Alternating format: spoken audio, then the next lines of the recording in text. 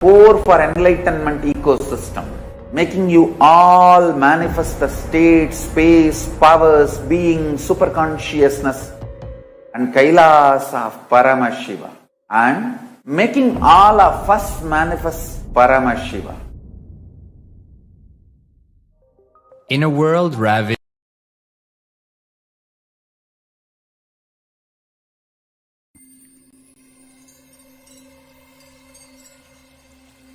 I welcome you all with my love and respect. Let you all open all your three eyes. Om Nithyananda Paramashivam.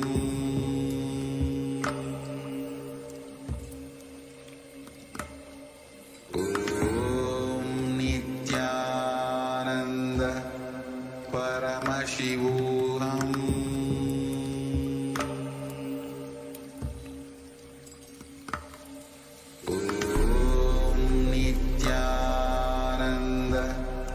Paramashivam.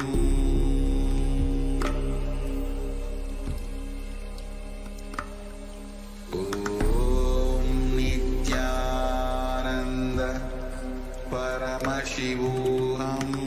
Om Nithyananda Paramashivam. Paramashivam.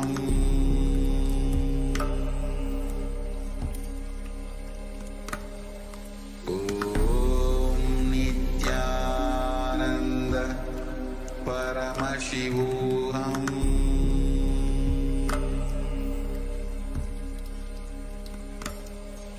Om Nithyananda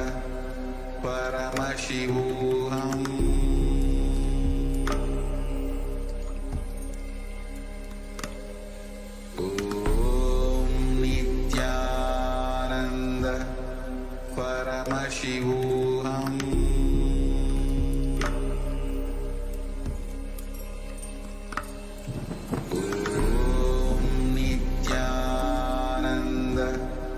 Paramashivam.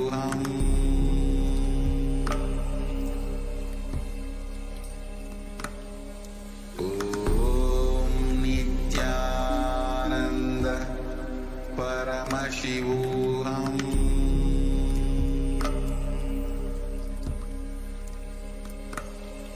Om Nithyananda Paramashivam. Yes, we're back. In the next segment of this program, we are going to be understanding about the time and space continuum. Previously, Swamiji had expanded upon the Kala Tattva. What is the Kala Tattva and what is time? Now, the Supreme Founder of Hinduism, Swamiji, is going to be expanding on the topic of time and space continuum. Like previously, it has all come back to the space of listening, come back to a space of deep restful awareness, move from the space of hearing to listening, so that all the truths being delivered by the Supreme Founder of Hinduism can be imbibed into our being, can become a part of our very cognition. And that can happen only in the space of listening. So please sit straight, your head, neck, and spine in a straight line. Close your eyes. And remember Swamiji in your third eye. Visualize Swamiji sitting there in your third eye as Paramashiva with the 25 heads and 50 hands.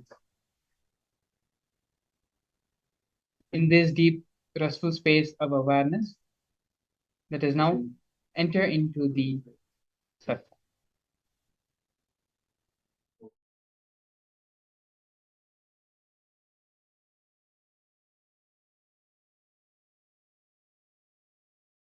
Paramashiva's direct message from Kailasa.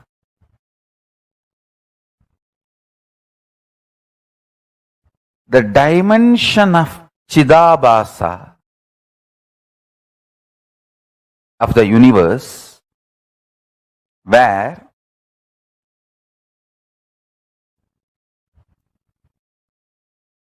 the activism of Chit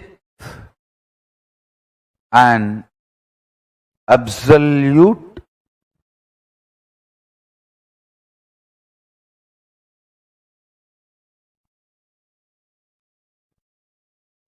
pure existential reality of Chit. Listen, the activism of Chit, we call it as Shakti. Its pure existence of Chit is called Paramapurusha.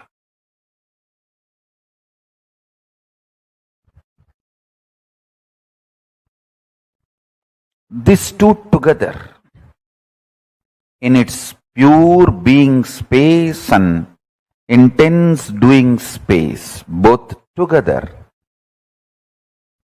is the dimension of Chidabhasa.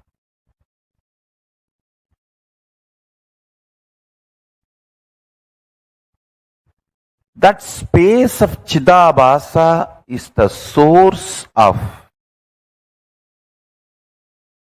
all these 5 dimensions of the universe: length, breadth, depth, time, space. Because modern day scientists are trying to use 2 different words, time and space, I am also using the same way, but in reality, time and space is a single sheet.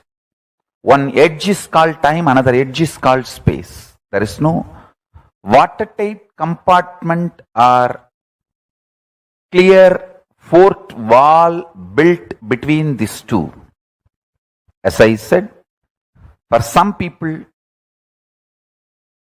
that same 100-meter cloth, 70-meter will be time, 30 will be space. For some, the 30-meter will be time and 70-meter will be space. That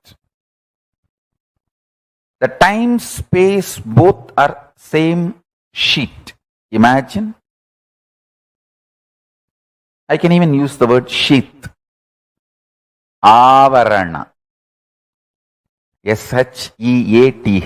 Also apt word. Understand?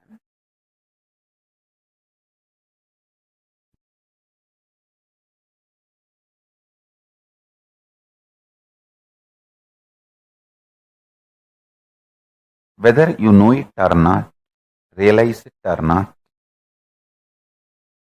your thought current and your reality is not separated by any wall or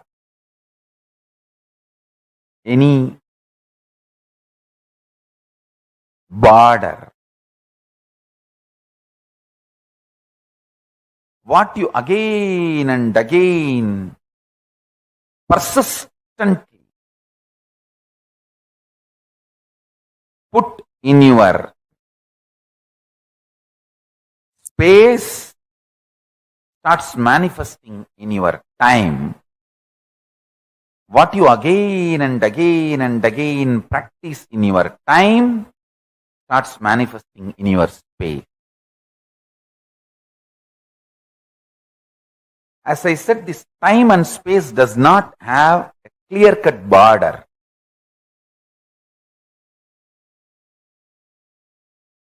For some people, in this time-space continuum, in the time-space dimension, if it's 100-meter, consider it as 100-meter long cloth. For some people, 70-meter is time and 30-meter is space. For some people, 30-meter is time, 70-meter is space. For some people, even only 2-meter is time and 98-meter is space. For some people, 98-meter is time and 2-meter is space.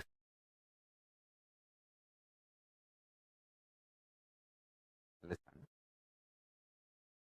When the length dimension starts manifesting its possibilities in all its multiple level, it gives birth to breadth dimension. When the length dimension and breadth dimension both starts manifesting all its possibilities in multiple level, it gives birth to depth dimension. When the length dimension, depth dimension, breadth dimension, all three starts giving birth to all the infinite dimensions of them in multiple levels, in all possibilities, spontaneously and simultaneously, they give birth to the dimension called time.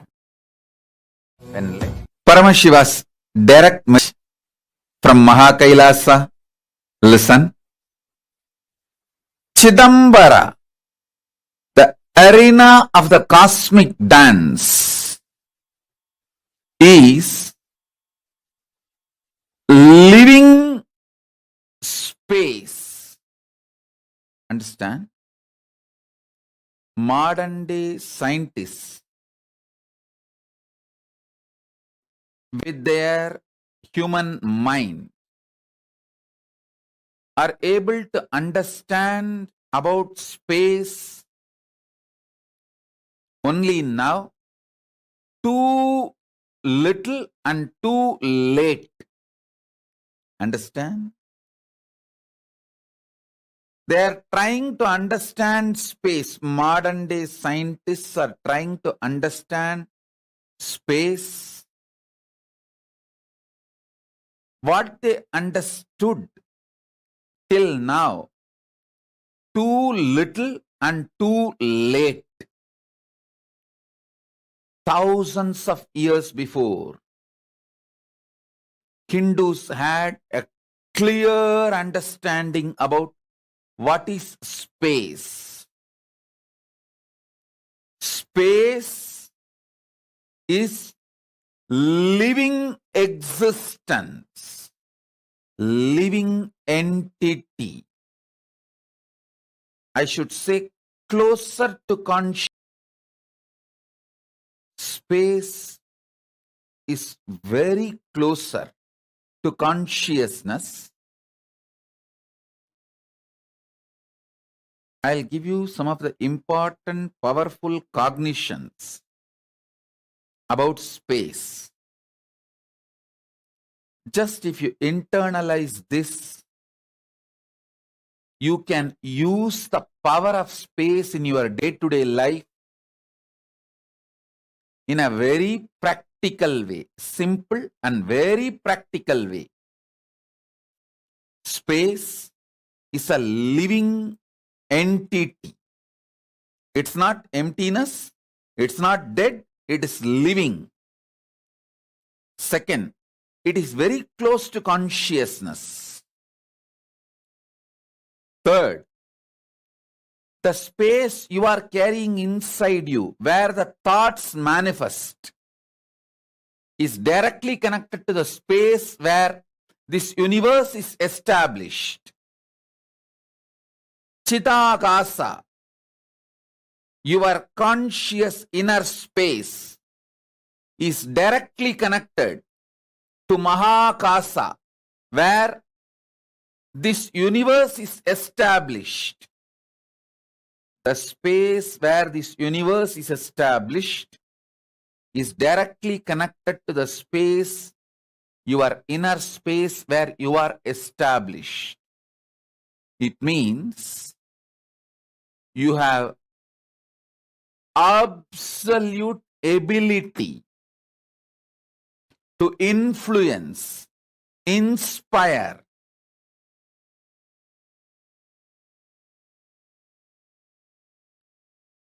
directly intervene with the outer space on which the world is established. Any mass has a power to influence the space. When you are able to influence space through which you can influence anything which is established in the space, and just by sheer power of thoughts, you can raise, lower your mass, through which you can influence the space, through which you can influence anything established in the space. Please understand.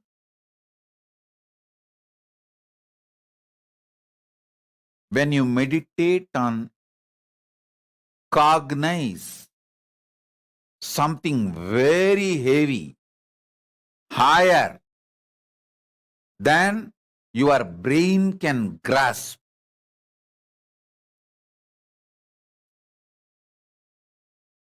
your space becomes powerful,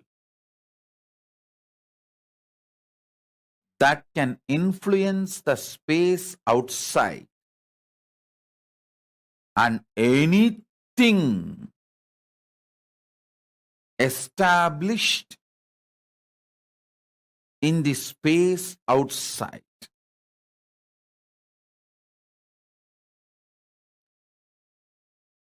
I'll repeat.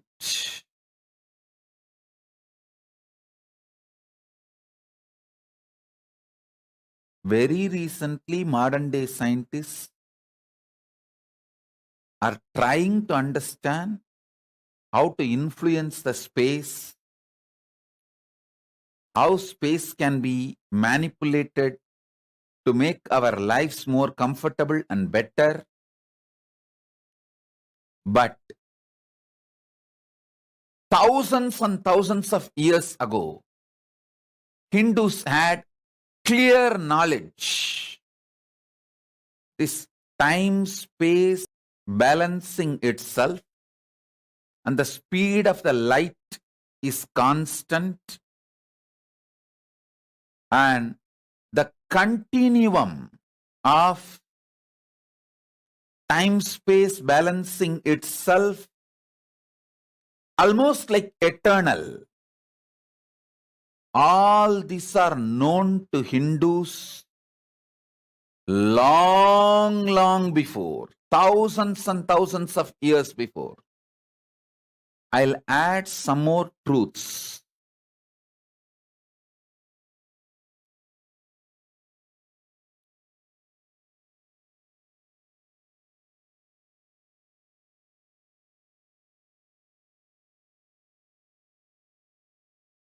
Thoughts can travel using space as medium. Anything which has a mass can influence space, through that can influence anything established in the space.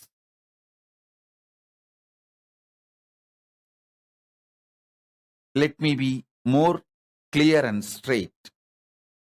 Just through your thought, power of cognition, the power of your inner space, Chidambara, you can influence anything established in the space, whether sun or the moon or the universe or the black hole or the Big Bang, anything established in the space can be influenced through the power of your inner space.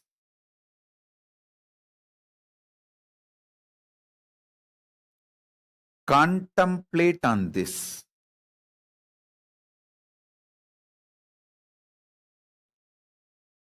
I have come down from Samadhi, brought these few important truths for all of you to chew. Internalize this. Let's understand this concept, Kevala. Whenever you relate with the past connections, when you work with the past relationships, the time pulls you into that space. because of the time-space continuum. See, a being which understands it is alone, Kevala, is a base material, raw material, where extraordinary powers, experiences, and enlightenment itself can flower. But once your inner space experiences the past times,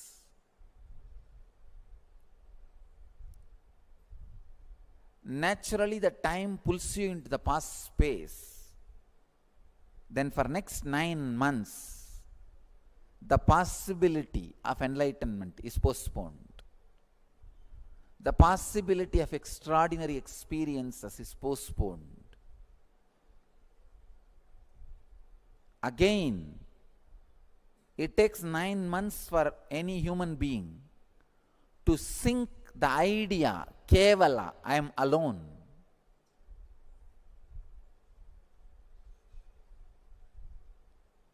The first lesson kids should be taught in our schools is they are orphans.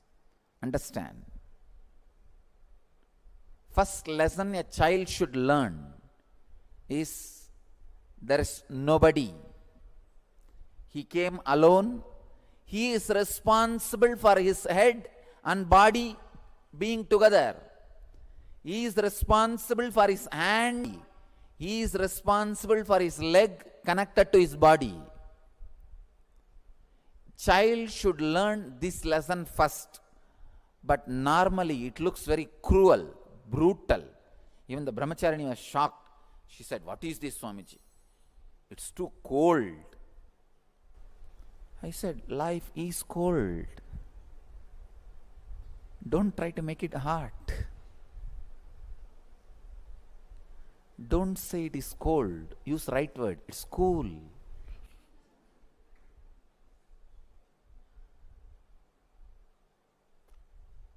Child should know neither the father nor the mother or the relatives are going to be in his or her frequency.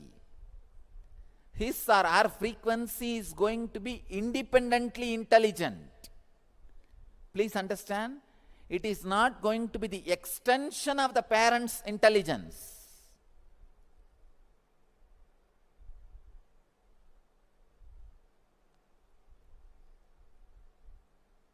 God creates, never recreates.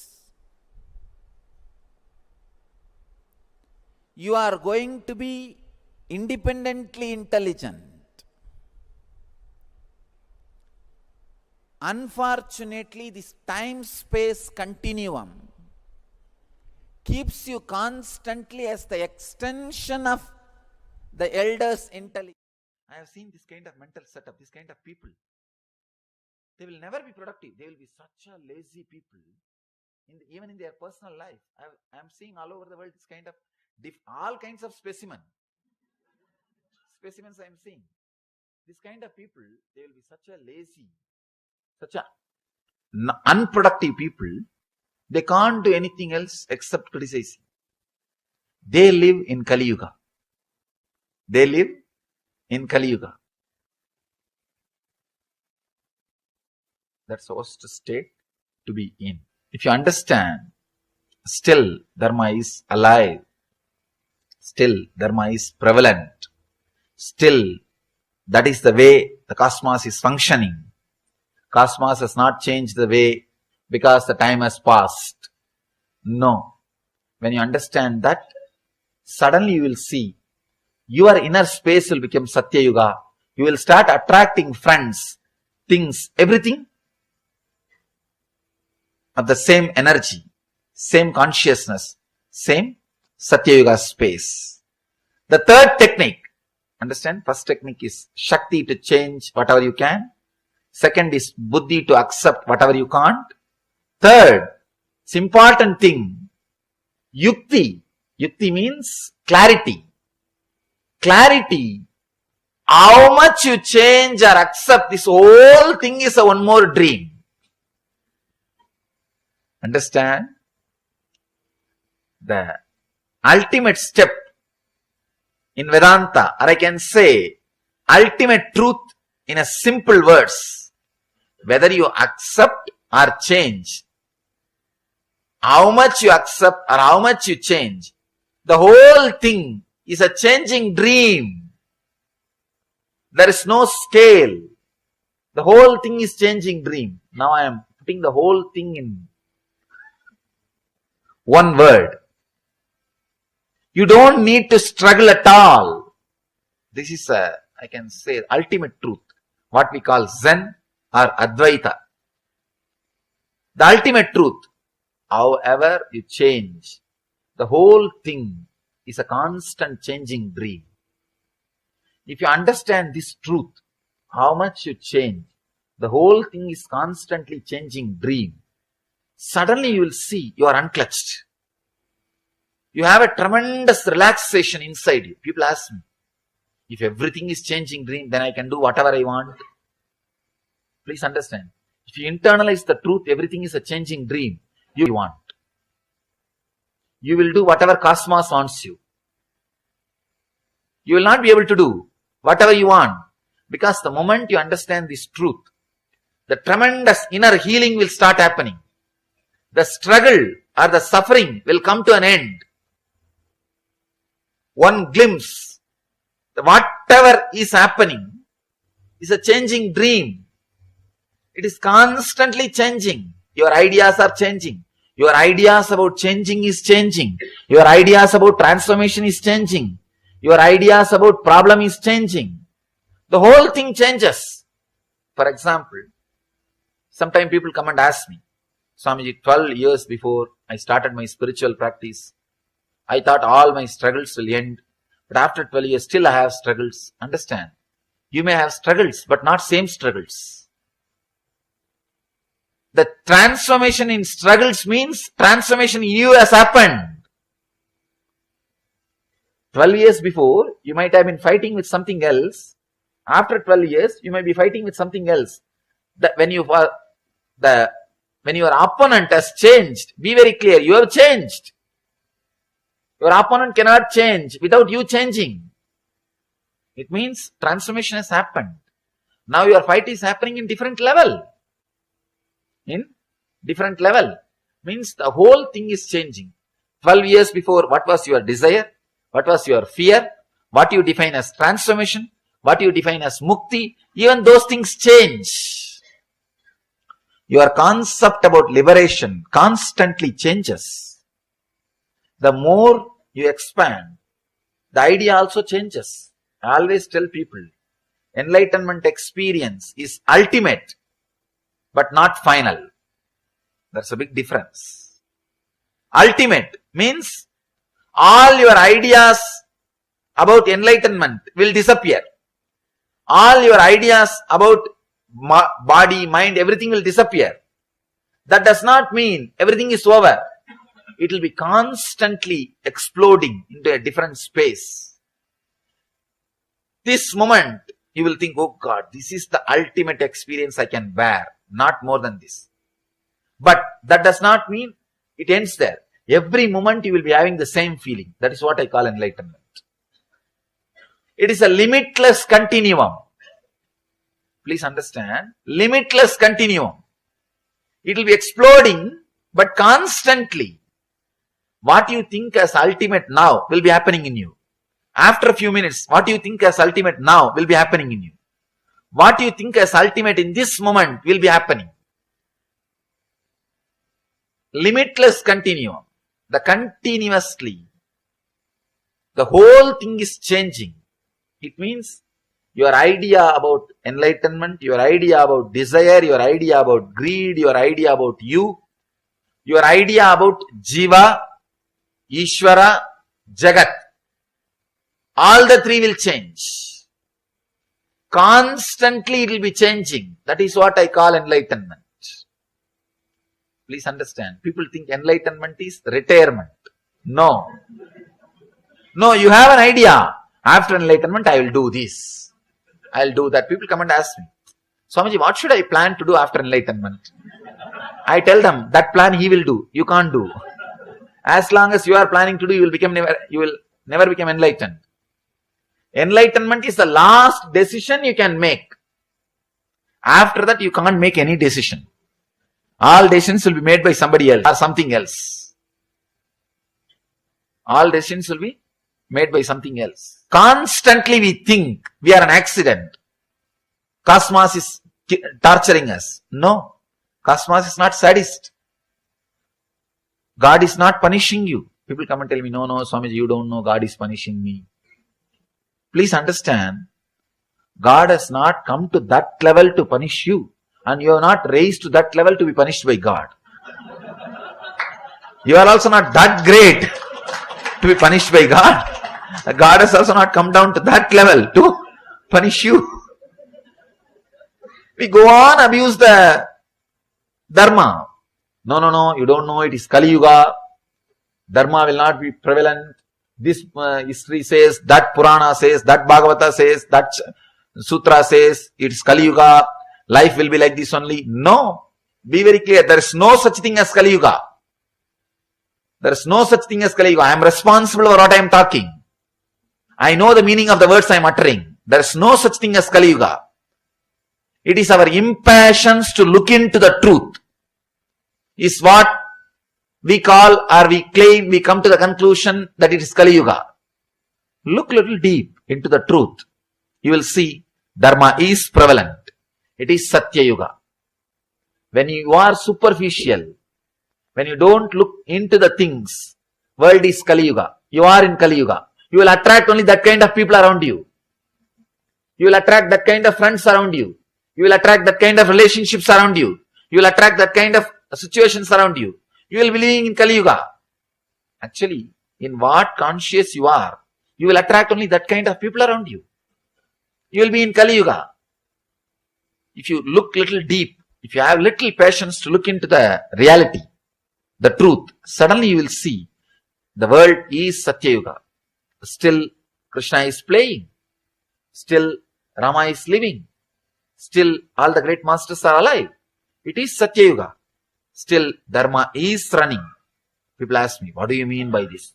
So much of terrorism is going on, so much of poverty, so many war is going on. What do you mean by this? Still things are Satya Yuga. Understand, when Krishna was there was no war or what? When Rama was there was no poverty or what? No. Please understand. When Rama was there also, some part of the world, people were living in Kali Yuga.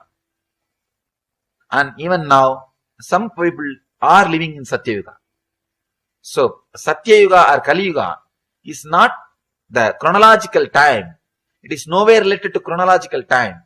It is individual's decision. If you want, now you can enter into Satya Yuga. If you decide, from today, I will have different consciousness, then naturally you will attract that kind of friends. You can see in your life. If you are continuously having self-pity, relationship friends who will torture you, you will see.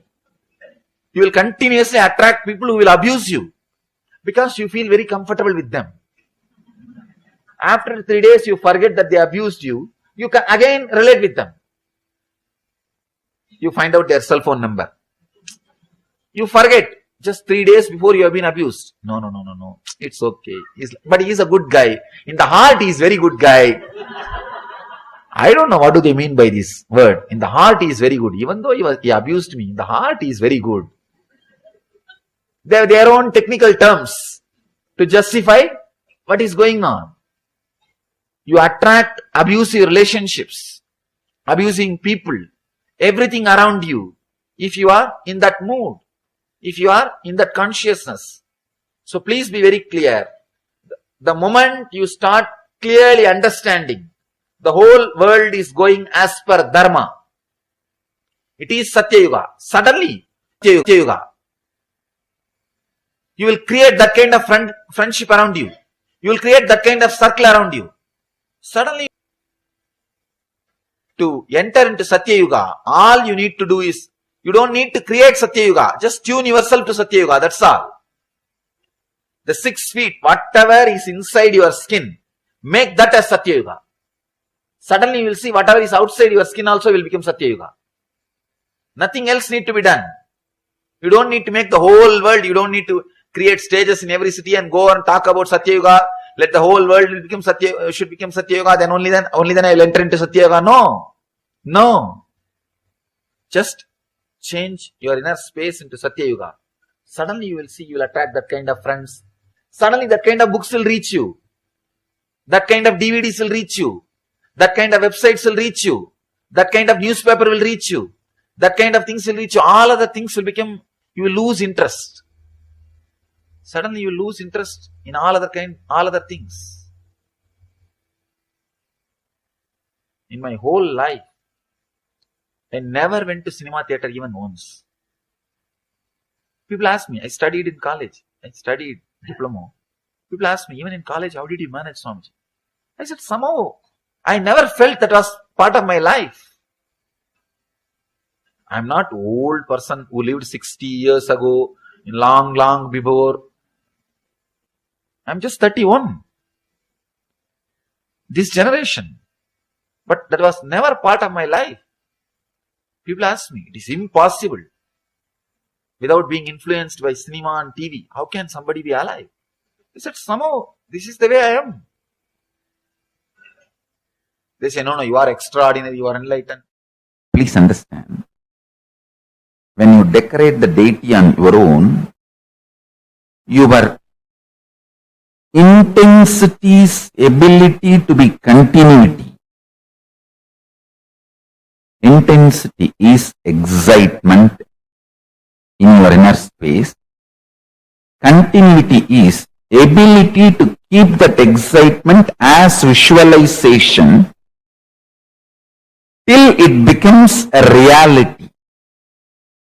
Please understand, these are some of the ultimate cosmic principles.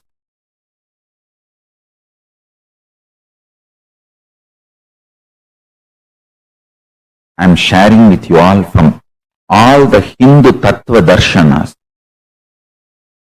So listen carefully. This is the quote. Listen. Intensity is revelation or excitement experienced in your inner space. Continuity is ability to retain that excitement, revelation, intensity through visualization till it becomes reality in the physical manifestation is continuity. Understand? Doing puja, making garland for deity, doing decoration, all this creates an amazing fertile ground in your inner space. I tell you, I have done it in my life, multiple births. Life is not between one birth and one death. It's multiple births and deaths. I have done this in my multiple births and deaths. That's why I am telling you.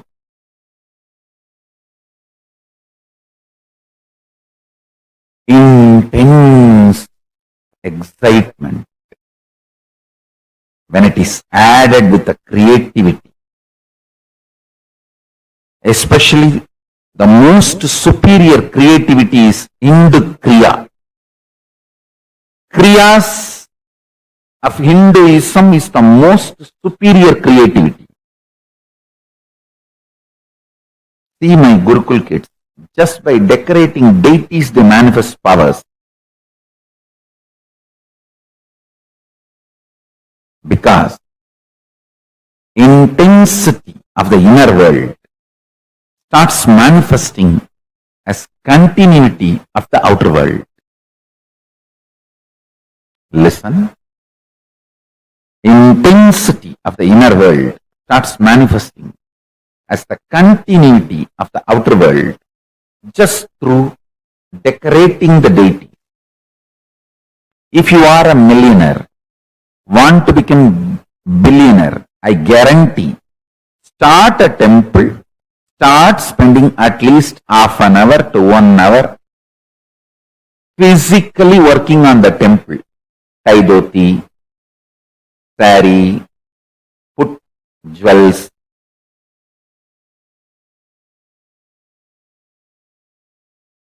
Enjoy the creativity. Please understand, one of the greatest poverty the modern day man is facing is inability to retain a visualization continuously even for few minutes. Extreme mental breakdown. Don't try to tell me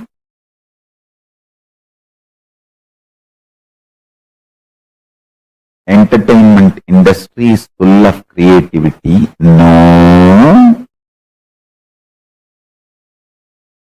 Entertainment industry is full of copying,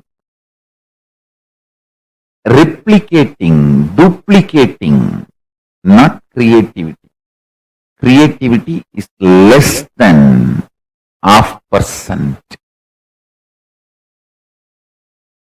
Creativity, I am defining, creativity is ability to keep the inner space's excitement, inspiration through continuity till it becomes reality.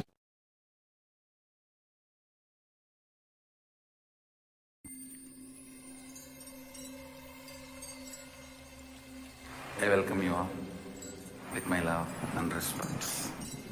Let you all open all your three eyes. Om Nithyananda Paramashivam.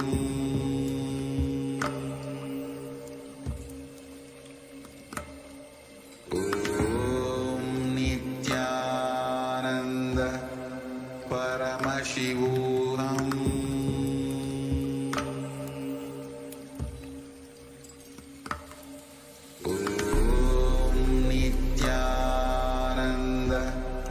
Paramashivam.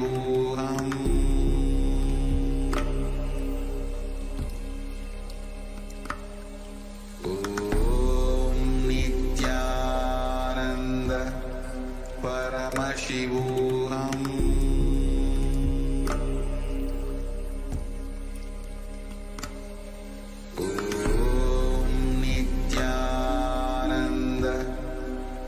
Paramashivam.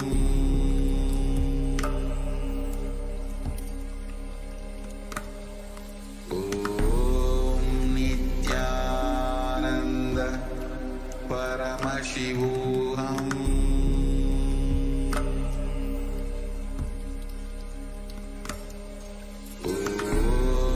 Nithyananda Paramashivam. Paramashivam.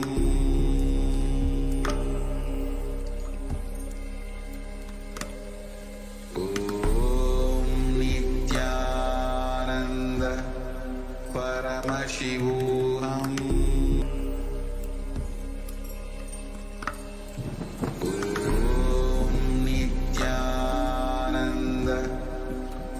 Paramashivam. Om Nithyananda Paramashivam.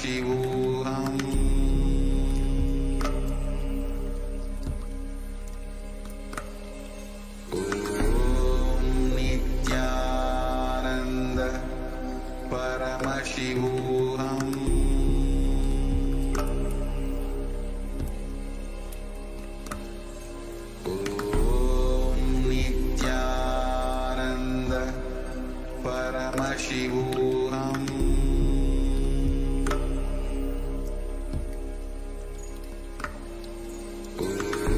Om Nithyananda Paramashivam.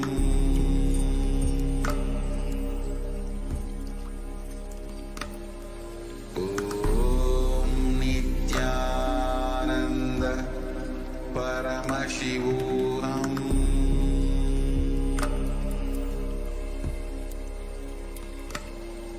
Om Nitya.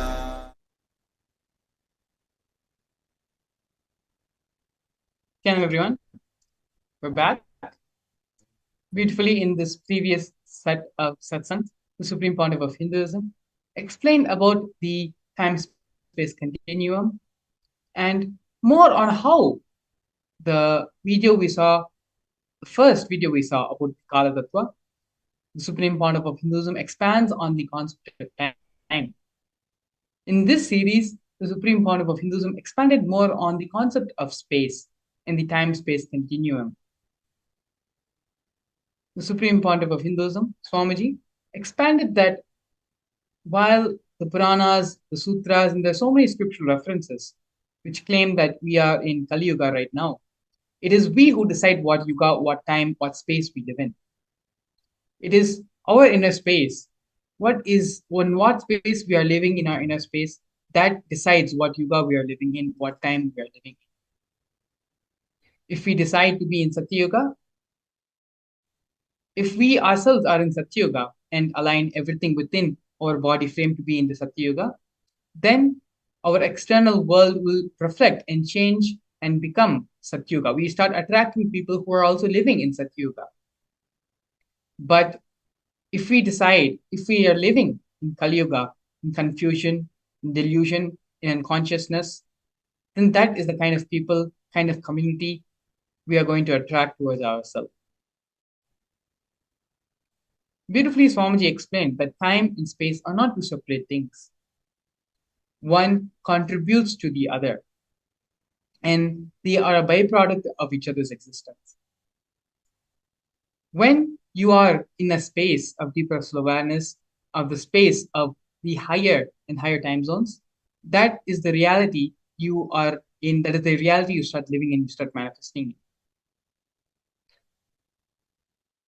In the next series and set of satsangs, we're going to be watching the Supreme Pontiff of Hinduism decoding exactly what is time and how we can liberate ourselves from the societal conditionings and societal understandings of time which have been put into us from our young age. Swamiji also explained how it is our space which decides the reality we are going to be living. Time and space are not two separate entities, two separate functions. Both are intertwined and work together. So now, let us enter into the next series, next segment of today's program, which is understanding and decoding.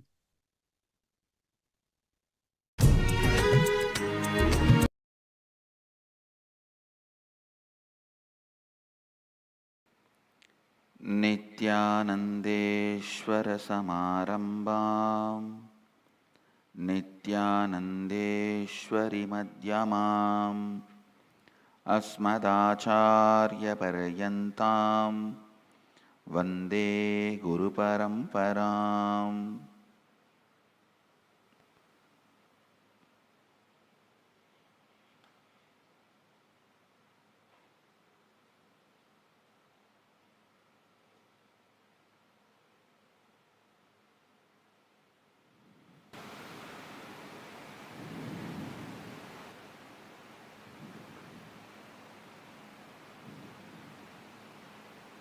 I welcome all of you with my love and respects.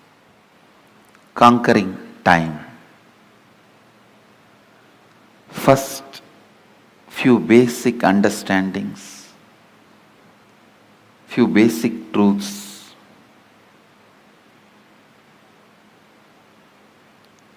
Please understand, every sacred secret, every sacred truth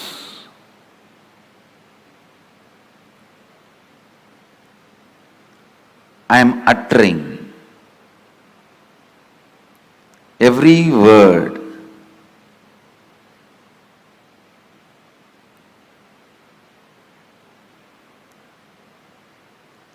need to be internalized and internalized. Do not sit with the intellectual tiredness. Usually people have this pattern. Tell us finally what we should do. No, things don't work like that.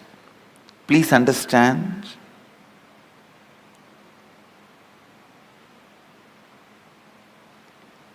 Every word I am uttering matters. I'll give you a small example from my own life.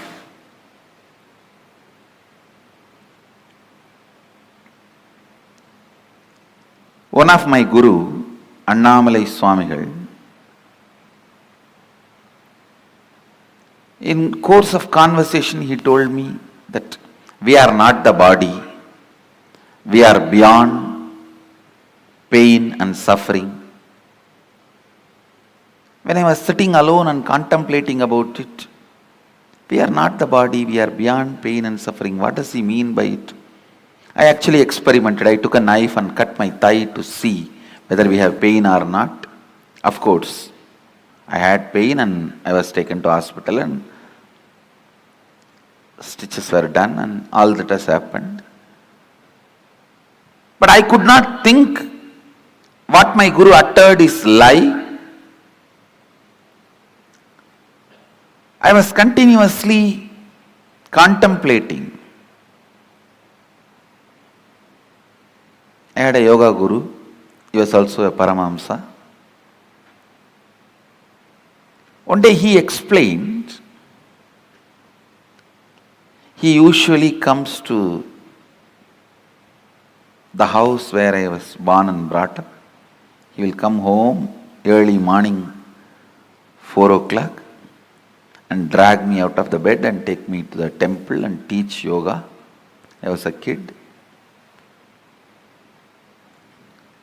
Sometimes the moment I am out of bed, he will make me drink coffee so that I will not go back to bed. One day he was telling, see, before coffee how you feel that you want to lie down and nothing other than sleep matters. Just a cup of coffee, you are ready to listen to me, and suddenly I became more important, yoga becomes more important. All the ideas that you should do yoga makes more sense. Without a cup of coffee, all the ideas you should sleep makes more sense. Just with a cup of coffee, all the ideas you should do yoga and take care of your health, build your body so you can get enlightened. All these ideas make sense.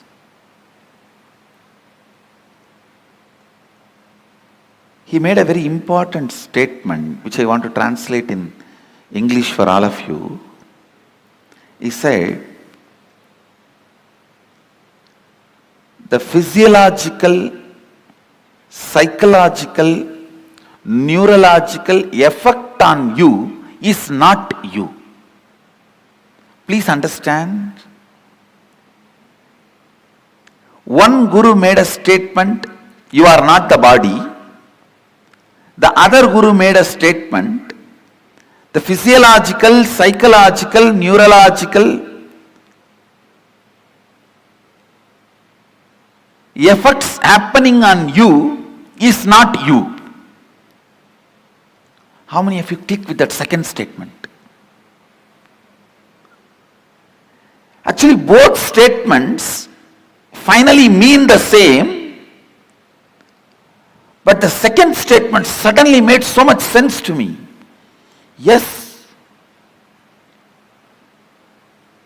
Please understand. Because I could see my seeking is not just equivalent to a cup of coffee. But a cup of coffee can make such big impact. It can just drive away the sleep. make the whole yoga happen in me with enthusiasm, excitement. So when I was analyzing, cup of coffee cannot be equivalent to my seeking.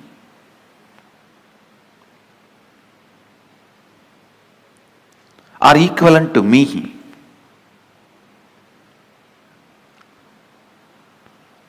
Understand?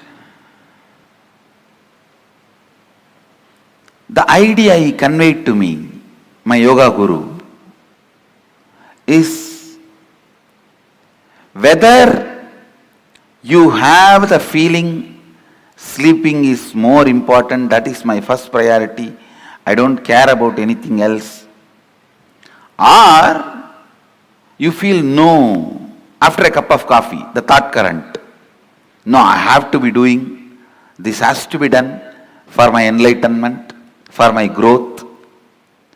Whether you have this thought current before cup of coffee or thought current after cup of coffee, both thought currents does not matter.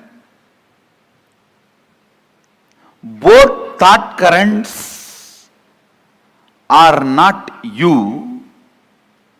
Both thought currents are empowered by you, not you. That is what the master, the first guru means, Annamalai Swamigal means, you are not the body, you are not the mind. When Annamalai Swamigal told me, you are not the body, you are not the mind, you are beyond pain and suffering,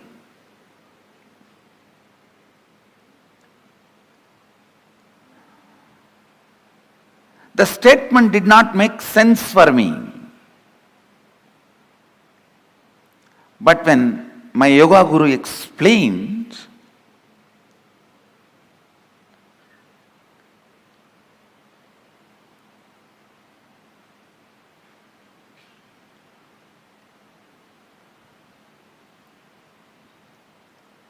physiological, psychological happenings are not you. It really made sense. Understand? Throughout this program, every statement I make is going to directly work on your inner space, which is required for me to transmit this experience to you. Actually, when I had the click, oh, psychological, physiological, neurological effects happening on me is not me, I tell you. From the next day, I didn't need coffee to wake me up. The understanding, physiological, psychological effects happening on me is not me, liberated me.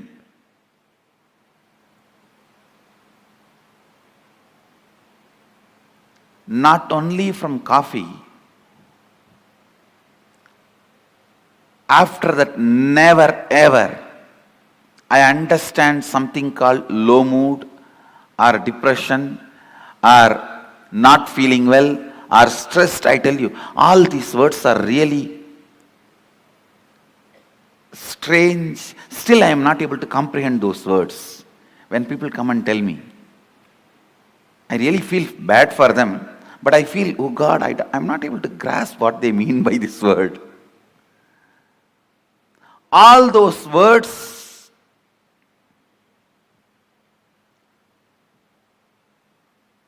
have no meaning in my life because it was such a clear understanding.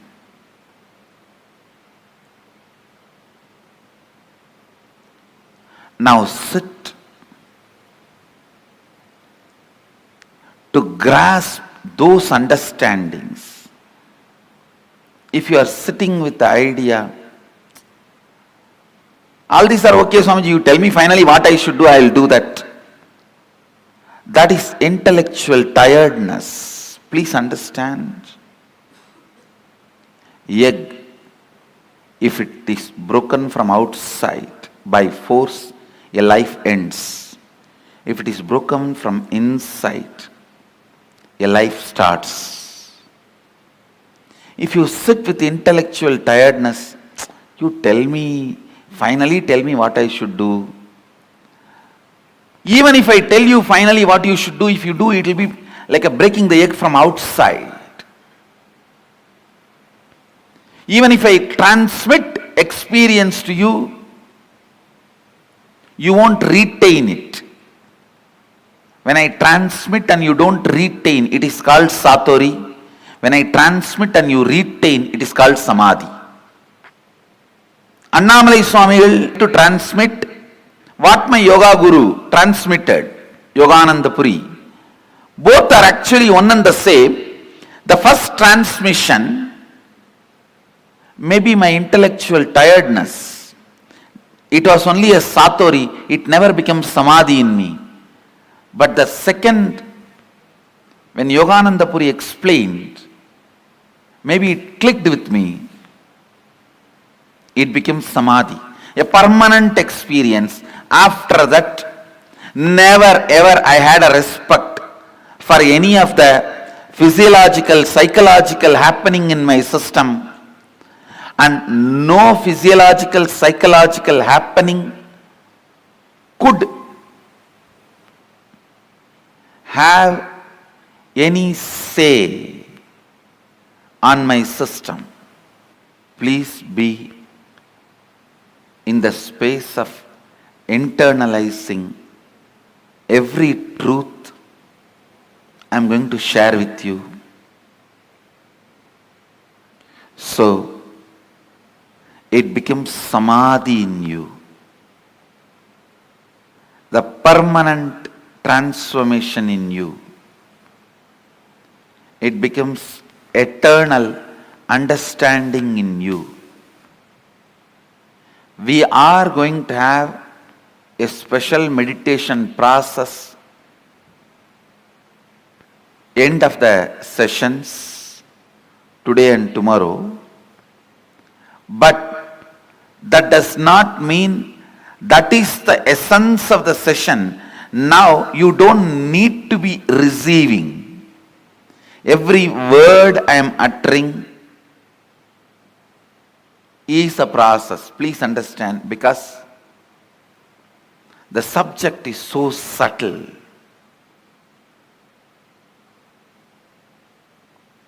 Subject is so subtle. See, when my first guru told me, you are not the body, you are beyond pain and suffering. It is truth, but it is too to grasp. It's too physical. But when my yoga guru told me, experientially, which he was able to convey into my listening,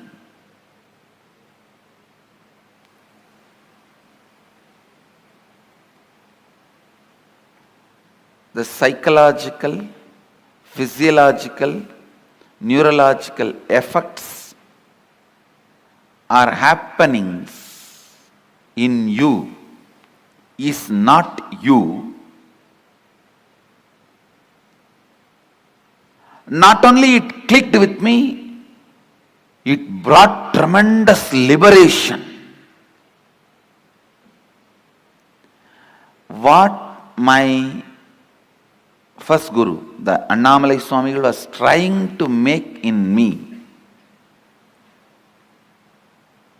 the yoga guru made it because he spoke into my listening. Now, every statement I am going to utter, I want to speak into your listening. I will also take the responsibility of making it as clear as possible. And I also request you to be intensely listening without this intellectual tiredness, thinking, end of the day there is going to be a meditation process and Swamiji will do whatever need to be done. I just need to tolerate this to have that process.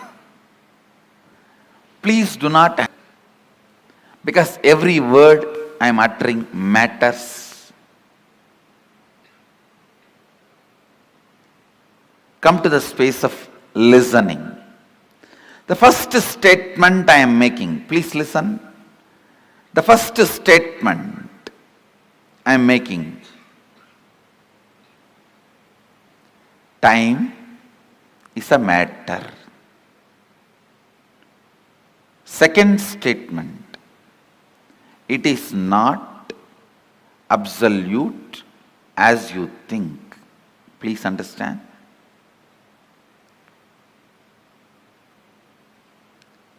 Now I will make these statements into your experience.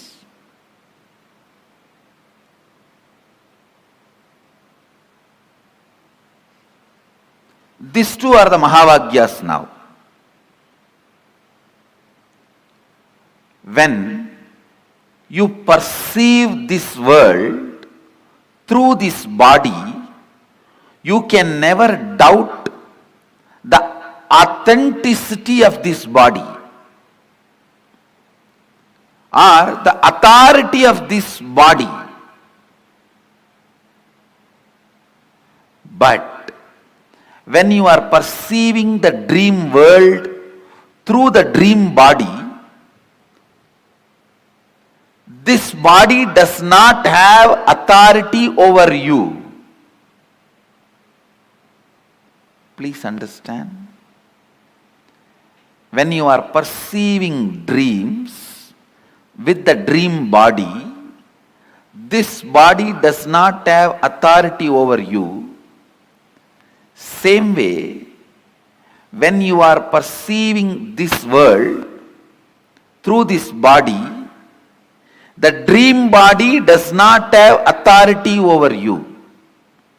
When you understand there is a body which has authority over you at some time, does not have authority over you in some other time, you can understand this body also has authority over you sometime, does not have a right over you in some other time. Listen. As long as you perceive this world through this body, you think this has authority over you. You can't understand a space without this body. Same way, because you are constantly perceiving the world, because you are constantly perceiving your reality through time, you think time is absolute and it is truth, just like how you feel your body is truth.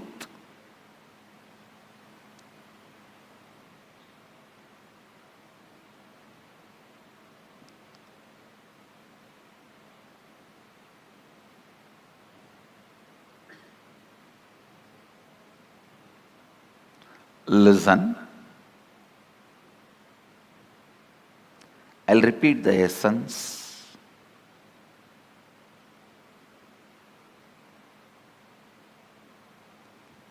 When you see, perceive this world through this body,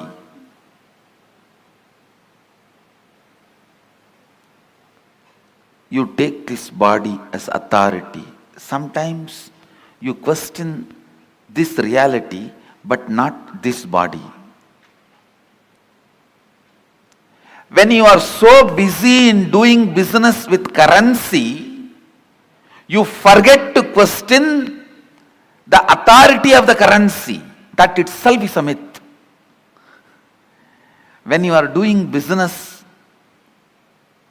using diamonds, you forget to question the authority of the diamond.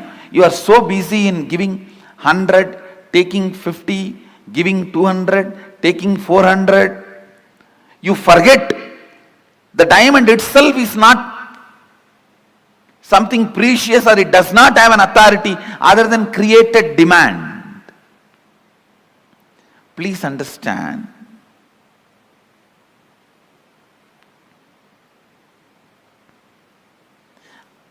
I am not questioning, I am not saying don't do business. All I am trying to tell you is understand the stupidity, you can play with it beautifully.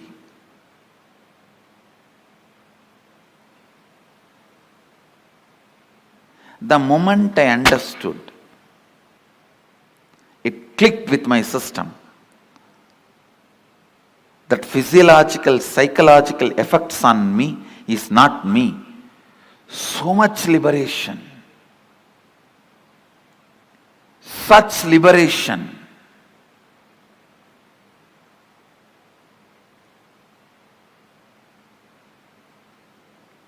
Such a beautiful space.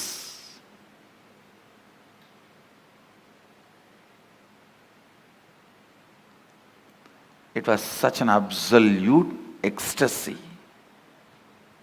Knowing even that ecstasy is not me.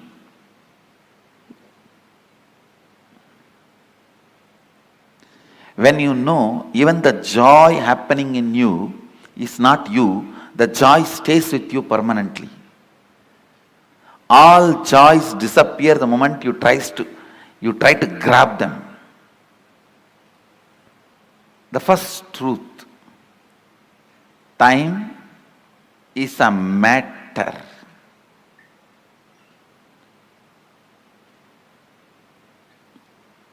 And it does not matter. Time is a matter and it does not matter.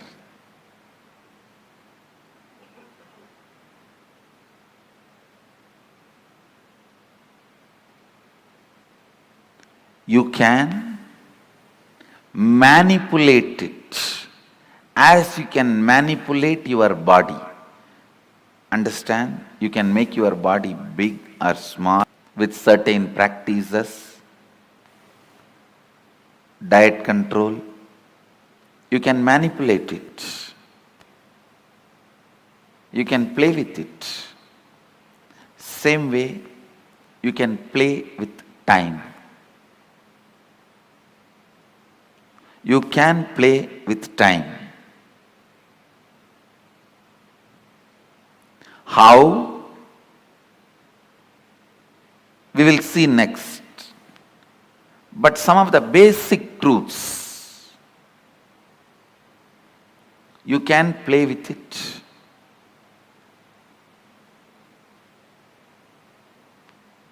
I'll try to share with you all a conversation I had with Arunagiri Yogeshwara.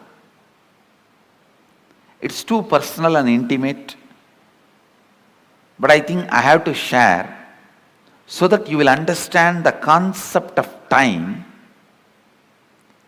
as Mahadeva explains in Agamas.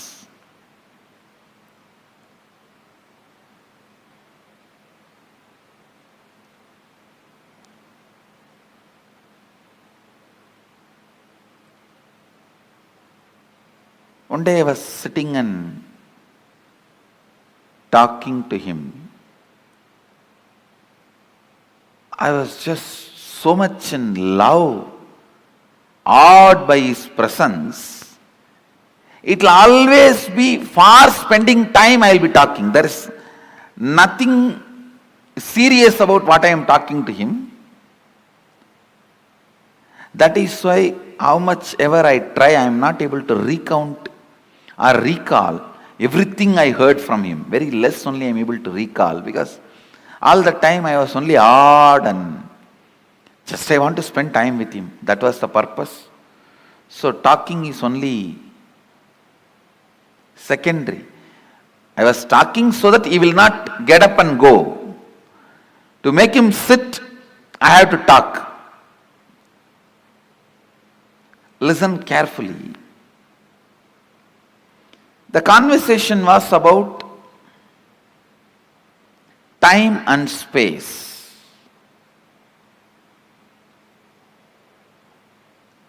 He was trying to explain time and space to me. It is time you understand every statement, so that it becomes just part of you. You also need to know the value of one single truth hitting you properly. Please understand, it was just one single truth. My understanding about, just a cup of coffee, only that much is the gap between me and my seeking. It was such revelation. The laziness and powerlessness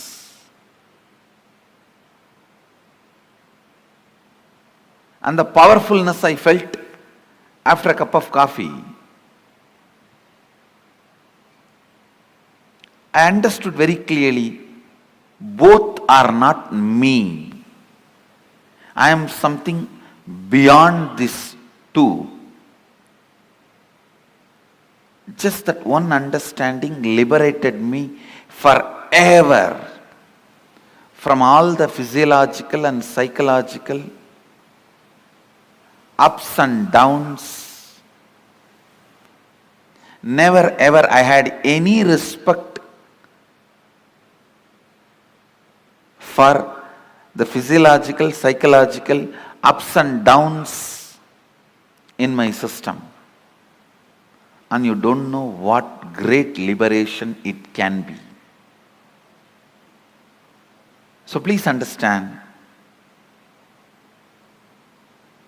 Now, even understandings can liberate you from many patterns you are having, and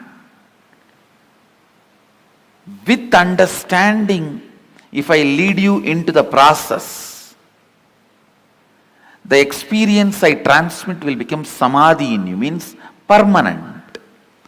Without you understanding or without you developing the right context, also I can put you in experience.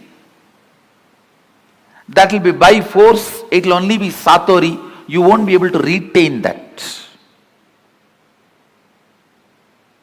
So allow every statement to work on you, because even I am feeling, I am explaining something very subtle. It's almost like I am not playing with Saraswati, I am playing with Saraswati's Veena.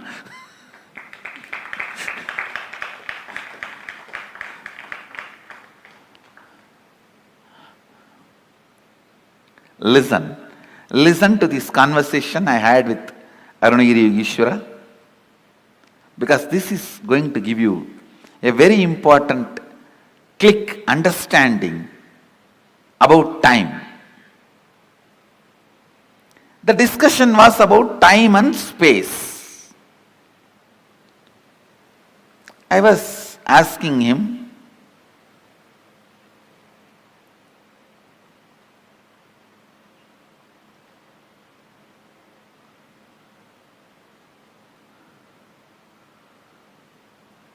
some questions about Kala Bhairava.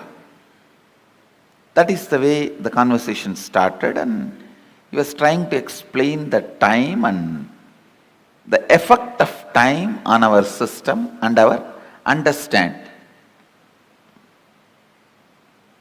Naturally, I could not grasp everything immediately.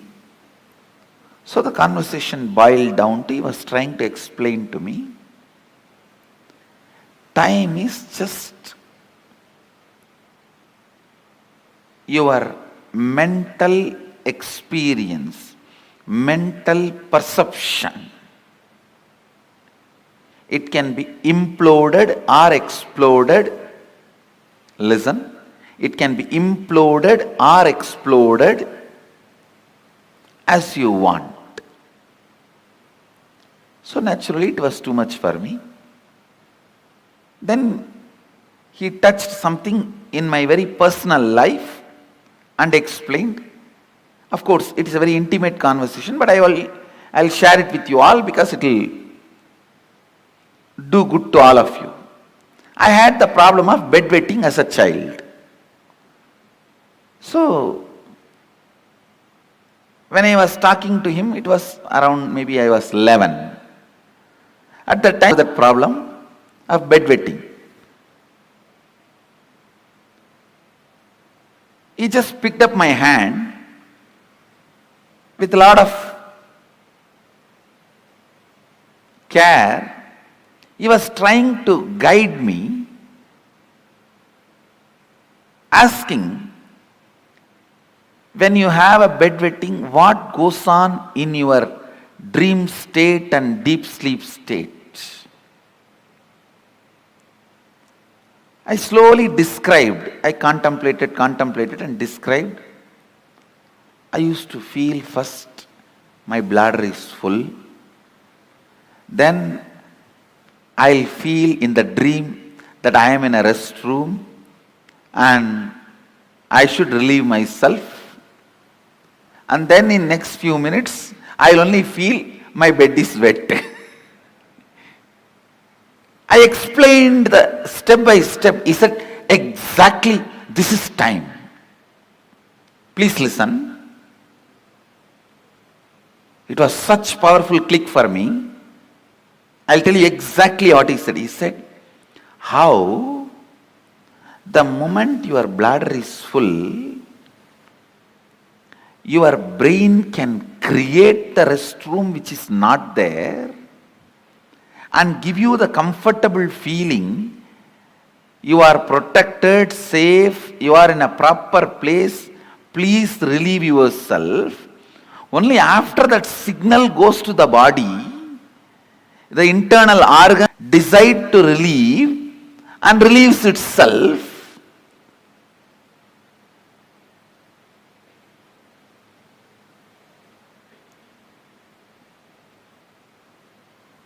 The pressure inside you to perceive something, to have some experience, creates the concept of time and gives you various experiences. Pressure inside you, that bladder is full, creates the restroom ambience in your brain, which is actually not there, but gives you a comfortable feeling, you can relieve yourself. Same way, desire to have certain experiences, that pressure inside you creates time which is not there and gives you various experiences. I'll try to convey much deeper the same truth further. Now you understand this much. The whole idea of time is your will and decision. I can give you 100 example. When you are sitting with somebody whom you like or doing something which you like, your passion, you don't know how the time passes. Time gives you a different experience about you, about life, about world.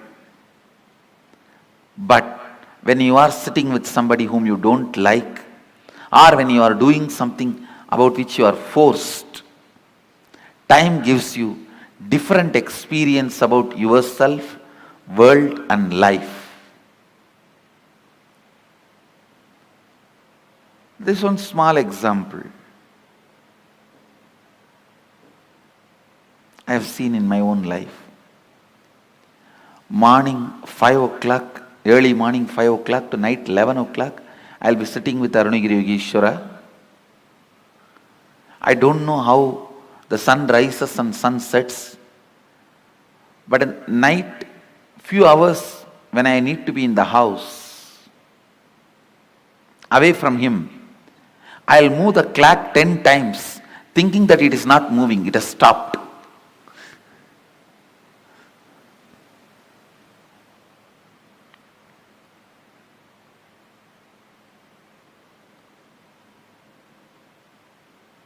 I'll feel why the nights are so long. Time is slow when you wait. Time is fast when you are late. Time is deadly when you are sad. Time is short when you are happy. Time is endless when you are in pain. Time is long when you feel bored. Every time, time is determined by your feelings and psychological conditions, not by clocks. So learn to have nice time always.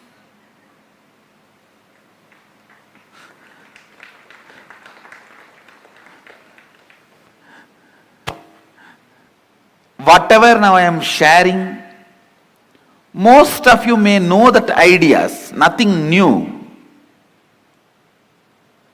But I am trying to set the context so that I can lead you into the deeper understanding, especially the experience to make these understandings permanent.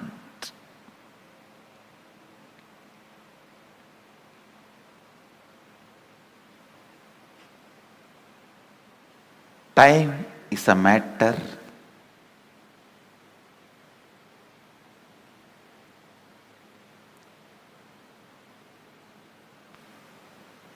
it does not matter.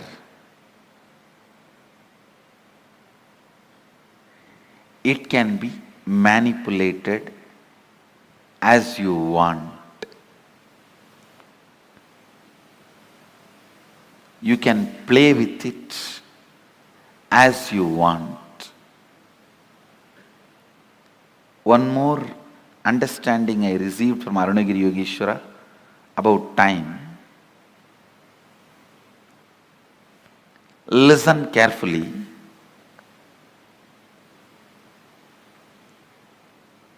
The whole life is just vast canvas. Space is the canvas.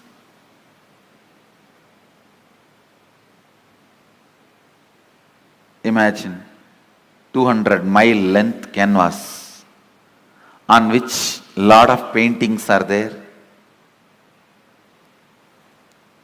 The paintings which you already perceived is called past. The painting you are perceiving is present. The painting you are going to perceive is future,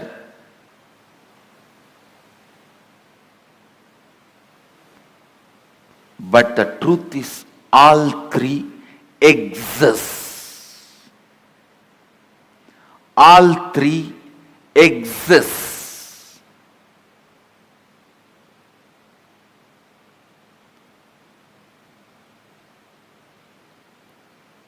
Next statement I am making.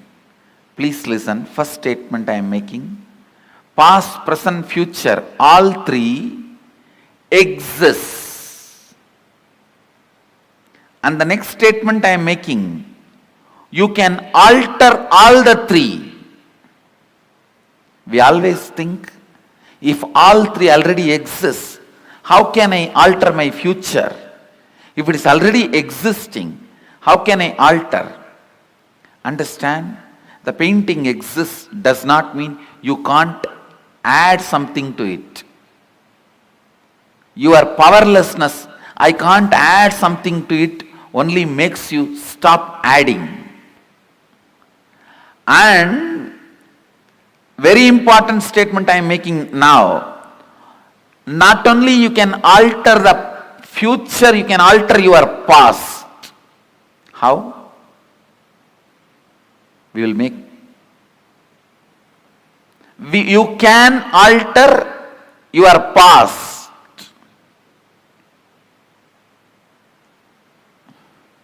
You may think, this is too much. How? We will see after the meal break. I'll give you clear experiential understanding about these 4-5 statements I made. During this meal break, go on, chew these statements along with your food. 1, time is a matter, it does not matter. 2, your psychological ups and downs, physiological ups and downs are not you. Next, your past, present, future exists now. Next, it exists now does not mean you are bound by it. You can alter not only your future, even your past. Let's gather for next session. Thank you. Be blissful.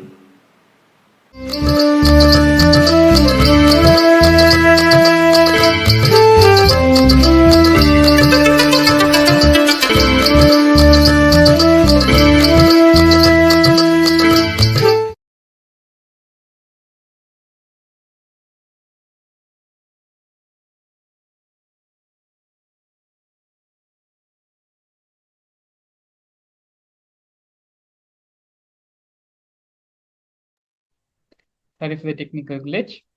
Beautifully in this webinar, the Supreme Pontiff of Hinduism explained the science of time and exactly what is time. Swamiji gave a beautiful example. For our whole life, our whole reality is just a long canvas. Time is the painting, is the drawing which is happening on the canvas.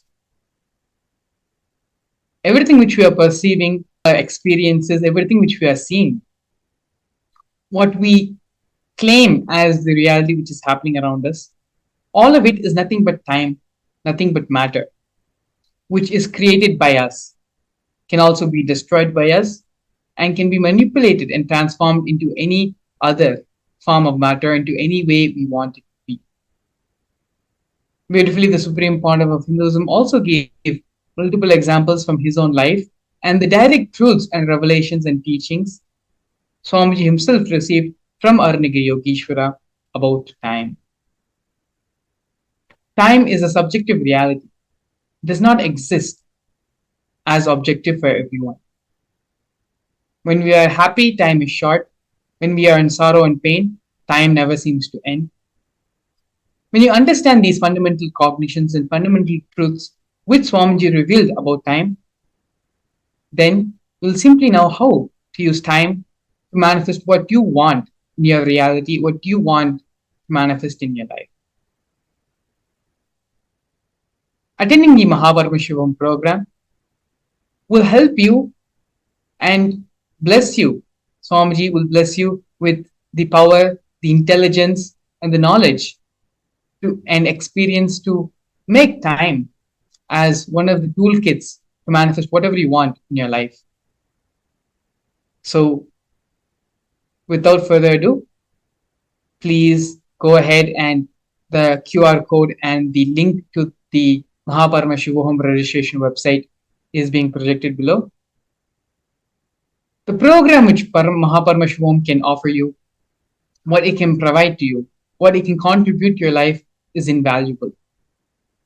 No matter how much ever we talk about it, the benefits and the different things which you will be learning in the program, it will not equate to the experience which you will receive from the Supreme Founder of Hinduism during the program. So without further ado, please go ahead and take the next couple of minutes to register yourself for the Paramashivam program. And with this, we're going to be entering the next segment of today's program, followed by the Bhava Samadhi Darshan of the Supreme Founder of Hinduism in the Virabhadra Bhava Samadhi Darshan. So with this, we are now going to go for a break and join later in the next session. Thank you, Nithyananda.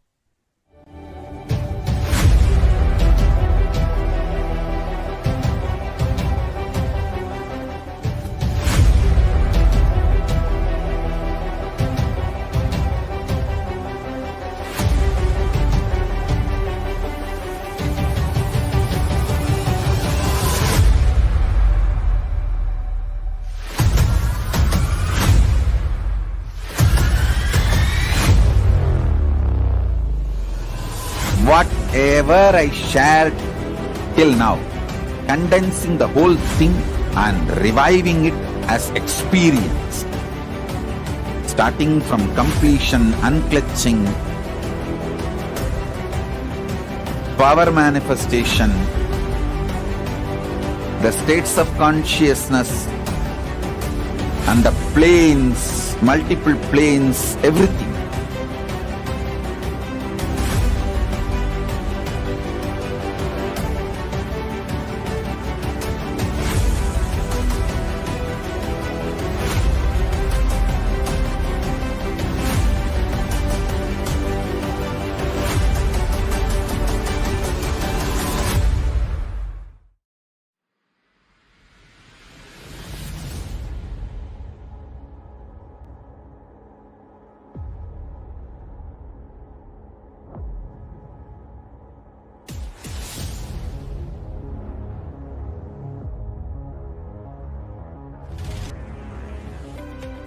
Anything presented to prove you are not Paramashiva is illegitimate. Decide this. This is super determinism. Understand? Anything you declare as illegitimate will lose power over you, will die in few days, few minutes, maybe in few weeks, whatever few days it takes. It will not have power over you. Understand? This is the method for sudden enlightenment. This is the method for sudden enlightenment. It happens by the Shaktipada. Here Paramashiva is sitting to tell you all, you are Paramashiva, you are me, with Shaktipada and Shaktinipada. The Dvitiya Vijnasa Krama is an extensive and thorough yoga sequence to prepare your body to receive the experience being given by the Supreme Founder of Hinduism. Through the yoga, which is aligned as per the source scriptures laid down by Paramashiva and the Agamas, Nithyanandam Paramasukadam Kevalam Jnanamurtam Dvandvatitam Gagana Sadrisham Tattvavasyadilaksham एकं नित्यं विमलमचलं सर्वदी साक्षिभूतं भावातीतं त्रिगुणरहितं सद्गुरुं तं Namami. Nithyananda, I welcome all the viewers and participants over 175 countries joining with us for the Bhava Samadhi Darshan of the Samhara Murthis of 64 manifestations of Paramashiva, manifesting through the Nijavatara, the supreme pontiff of Hinduism, Bhagavan Nithyananda Paramashivam. And we are going to be having yet another exciting segment today with amazing guest speakers who are here to share their life journey. And their life journeys are something so much profound. We can see the impact of the Supreme Pontiff of Hinduism's teachings, his initiations and blessings, how it can influence in the individual level and in the community level. And today's segment is going to be about women empowerment. Yes. So you may think, yes, I've heard this before. I think I have heard a lot of shows about women empowerment. Yes, you may have heard about it. But today's segment is going to cover and unleash some of the very interesting facts on how Hindu feminism is far more advanced and powerful, and how Swamiji has empowered and taken this aspect of Hindu feminism and advanced so many milestones of Kailasa forward over the last 30 years. So, coming back to the state of affairs today, women has been a long-standing backbone of the entire society. But if you take the women in the current society today, there is a lot of inequality, oppression, gender justice, and also sexual violence and physical violence that is being encountered by women. Almost, we can say, 1 in every 3 women has encountered this sort of oppression every day. So, though we may feel that, okay, I am in 2023, so many things are advanced, and people are progressive, and that's what we would expect it to. But yet, if you see the stark reality, 1 in every 3 women experience physical and sexual violence either in their home, in their families, or in their workplace, or how they are treated in the society. So this is the stark reality that we are in today, and what are the solutions that we have got in hand? So Hinduism is the most progressive religion, and Sanatana Hindu Dharma has solutions for every single world problem that we are facing today. And Kailasa, with an active global presence in more than 175 countries, is one of the largest knowledge source on Hinduism, where so much of knowledge repositories and so much of solutions that Hinduism has got to the world, Kailasa is able to retrieve and package it and present it in a user-friendly manner. So the issue that we're talking about today is about the gender violence and inequality and oppression that the women are facing today. Kailasa has time-tested solutions just by empowering women with the right understanding of feminism. Kailasa has given a huge breakthrough in this subject. And that is definitely a testimony. If you talk to any Kailasian who's a woman, you can see the confidence that she radiates. You can see the context that she holds. It's mainly because the way the Supreme Pontiff of Hinduism, Swamiji, has enhanced and empowered the right knowledge about Hinduism and feminism. If you take today's feminism, most of it is all about competing with the other gender. It is never complementary, or it is never making femininity as something unique and something contributing and something extremely advanced. Just with the power of femininity in each of us, whether it is a man or a female, everybody has got that component of feminine consciousness. With the completion of that feminine consciousness, man at his highest possibility. Giving that right perspective of what is femininity and how it's unique, and how by awakening this component in each of us, it can lead to ultimate enlightenment. this perspective is definitely not there. It's definitely not taught in today's feminism. And that is exactly how Swamiji has enabled and empowered all the women in Kailasa and the Hindu women today to attain their peak possibilities in life. And in Hinduism, Swamiji beautifully shares that feminism is not about conquering men. It is about strengthening the whole universe. In Hinduism, feminism is not about fighting with men or conquering men or fighting for an equal status as men. I'm sure so many of you can connect to this very interesting statement that Swamiji has given, because that is exactly how people feels about feminism, right? If you connect with any of the feminism debates or any of the feminists or activists, mostly the whole subject is around conquering men or competing with men. It is never about empowering the whole universe. And what Swamiji shares is women has their own unique place. We call women as Parashakti, manifestation of Parashakti, and all the women around the world, empower yourself with the spiritual strength and realize your uniqueness and contribute to the world. Giving the right introduction to you literally gives the very genesis of your identity. It empowers you with the right genesis of the identity. It empowers you to define who you are. And from that space, any action, any reaction that's happening, it all lands in auspiciousness. We'll take a look at a small video where Swamiji defines Hindu feminism.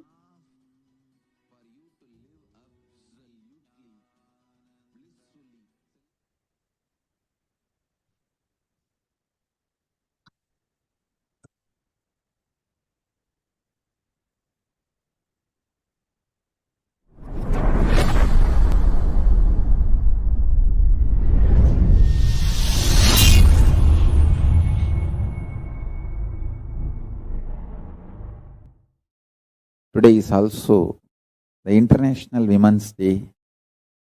United Nations has given a theme for 2021 International Women's Day: Women in Leadership, Achieving an Equal Future in COVID-19 World. My message on this International Women's Day: understand, Hindu tradition empowers women. In Hinduism, feminism is not conquering men, it is strengthening the whole universe. Feminism is not all about fighting with men or conquering men or not even equivalent to men. Women have their own unique place. We call women as Shakti.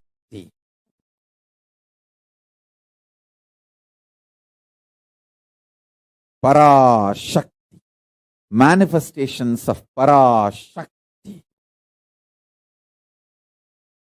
Understand?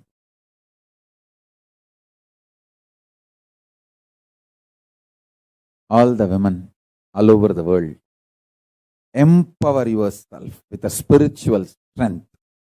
Realize your uniqueness and contribute to the world. That is my message on this International Women's Day. My blessings and support for all of you to achieve everything best in this universe, including enlightenment.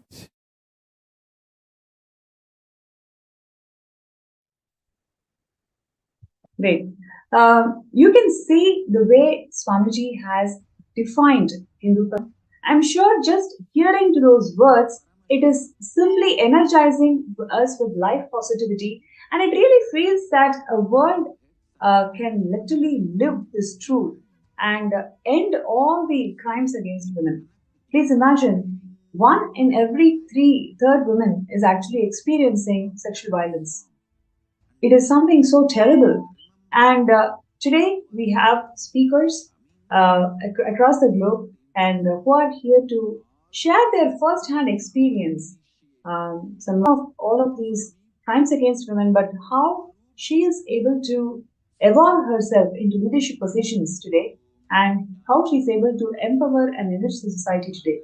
So we will be having Ma Priya Prema and Ma Susan Davidson from Slovenia and Canada, respectively, who will be joining us in this show today.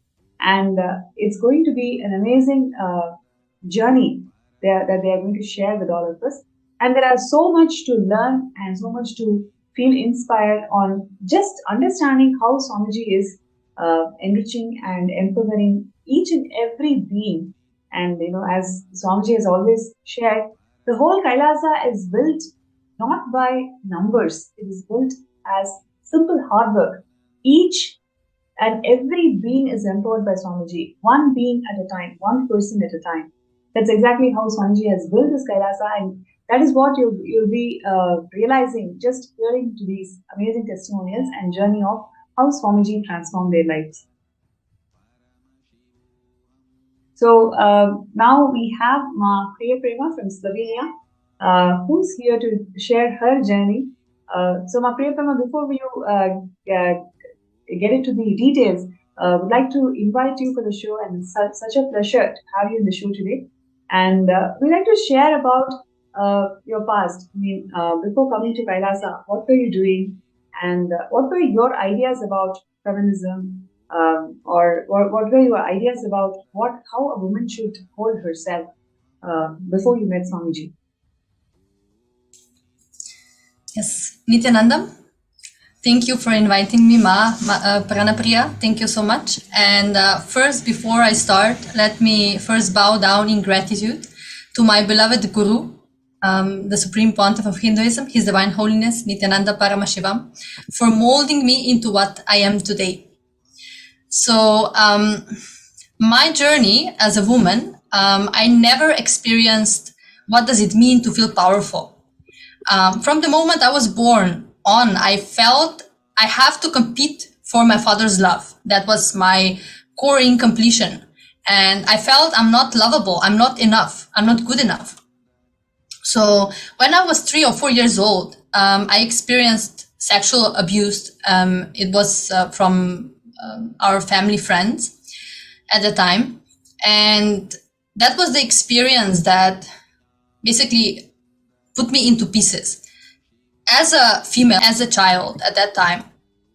So even though I suppressed it, later on, of course, when I started completing, I realized how much I have suppressed it, because when I remember the incident, I felt that it could not be true. To that level, I have suppressed it because I didn't want to accept that this was happening to me. And even though I suppressed it, from that point on, I had trouble identifying myself with my feminine side. Mm-hmm. So I felt that was my fault, right? I was supposed to prevent this from happening somehow. I didn't feel that was the fault of the abusers. I felt that was my own fault. I should prevent it. And basically the only thing that was keeping me as a feminine afloat, my feminine side afloat at that point, was art. I remember when I was 9, I wrote my first poetry book, and I started sculpting and painting. So that was my expression at that time, how I was able to still keep myself in this, my feminine side alive, even though it was shattered.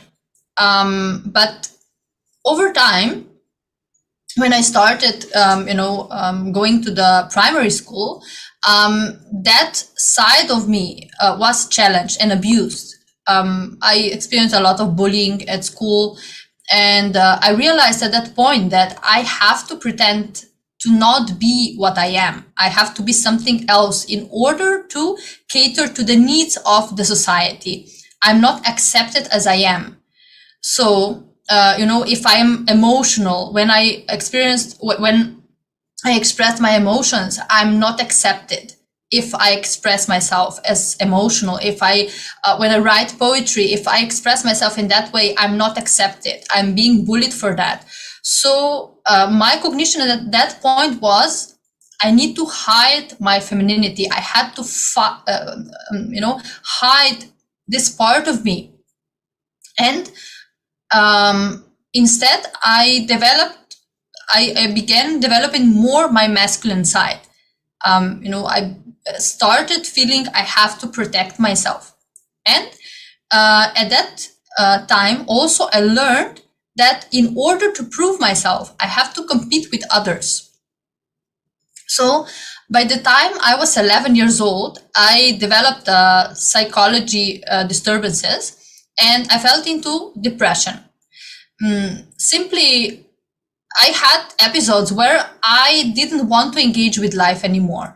It was just to that level that I didn't felt anymore that creation in me was turned off. So the only solution, of course, at that time, the medical system knew, was medication, right? So that is, even today, we see how they solve this kind of situations. And even though I was just 11 years old, they put me on medication. They said, no, this is, some psychology disturbances, so we have to heal it and so on. So the side effects of that made me feel even more powerless. So it didn't heal the root cause of it.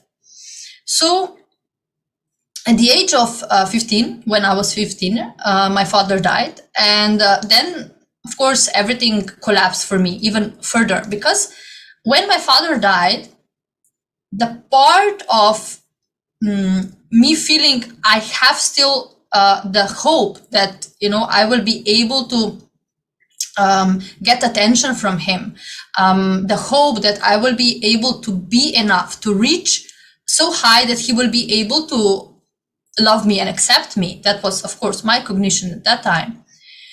I felt when he died that was over. No more chance for that. So then opportunity presented itself. We were, my mother and I, at that point, were in a really tough financial situation. So when I was 15 years old, I started working. And a person approached me and basically offered me to enter into the entertainment industry. And after some struggles with myself, whether to do it or not, I decided to do it. And when I look back now, it is basically how I figured that society will accept me. If I have the position in the society, if I have the fame, if I have that, then I will be finally accepted, right? But I ceased to live what I enjoyed. I ceased to write. I didn't create anymore, because when I was creating, whether poems or paintings, I felt alive. I felt more complete, because I was getting in touch with my feminine side. But when I started entering into the entertainment industry, it was just the opposite, which is quite interesting, right? Because as a female in this industry, you are presenting yourself. You should be presenting yourself very feminine, but the femininity that they are expecting you to show, it is not the powerfulness of a female, right? Of a woman. It is basically just catering to some needs of the certain project that you are doing. So as a model and actress, I was having external success, yes, but inside I was shattered, empty. There was nothing there, no sign of powerfulness. So constantly, day in and day out, I was trading my inauthenticity for attention. That was the bargain, right? I got attention, which I was always thirsty for. So there was never enough, because the root of it was different. So even after some years, when I started working on television and, I became the journalist, they didn't change, because in this world, we would say, okay, this is up the ladder, right? it's a higher position. But that didn't change my inner space. I was still feeling powerless. I was still feeling I'm not good enough, because that didn't empower me. My identity as a woman by then was already shattered. So that position, or no other position, could empower me. So when I was 19 years old, I decided to get married. And then I also decided to leave the industry and I opened my own company. So I become entrepreneur. And at that point, I didn't know anything about that, right? But I just felt that, now that I get married, I should be more stable. I should, become basically go out of this environment. So because I was a owner of a company, I had the position of a leader, but I didn't have the state of a leader. And at that time, I felt that this was one and the same. Of course, before I met Swamiji, that was one and the same for me. So because my sacred femininity was suppressed, I was not creating. Even though I had the company, I was working, all of that, but that was not creation. It was not that real creation. Everything that I was doing, everything that I started had a fragrance of destruction, the fragrance of failure, because that was how I experienced myself. So basically in this industry, exchanging powerlessness for powerlessness is what it is all about, because the woman on one side exchanges her powerfulness for the attention that she craves, and the man in turn exchanges his powerfulness for the position that he craves. So both end up robbed and exploited in the process and start competing with one another for the power, right? Instead of uniting. So that inner space that I had led me to a marriage that was abusive, because through the whole span of life, it was never about having a quality relationship. It was about me getting the confirmation that I am loved, that I am protected. So because that I was so desperate to get that, I ignored the warning signs, everything, and I allowed myself to be beaten and abused every single day of my marriage. And I remember myself at that time saying, not only thinking, also saying out loud, that God has abandoned me, that God does not enter into that house, because I felt like I'm not deserving anymore of God. Even though as a little girl, I every day I prayed without any words, because but every day I prayed to God and said, please show yourself to me, please come to me. That was my prayer every night. But after I got married,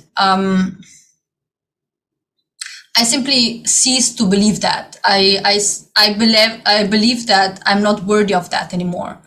So after 4 years of the marriage, I finally left my husband. And even though I have left, I have come back several times because of my insecurities. So I left, yes, but what I was inside, the powerlessness, the insecurity was still there. So I came back many times. Then I finally left and got divorced. Because while I was coming back, I didn't think I deserved better. I felt I was not entitled to a better life. So after some years, I had some very severe car accident where I miraculously survived. And I simply felt that, God was with me at that time, because I should have died in that car, but I didn't. I survived. So I started thinking, okay, so maybe, just maybe, God is still here for me. So he didn't abandon me. So I started seeking. I started feeling I have to get back to what I was. I have to somehow, whole thing that happened between. So in order to heal, it was a long process. And in order to heal, I started writing a book. I didn't even think of it as a book at that time. It was just, notes, basically. It helped me because that was what I was doing my whole life. Writing, that was my big love. So that was my way of healing and of expressing.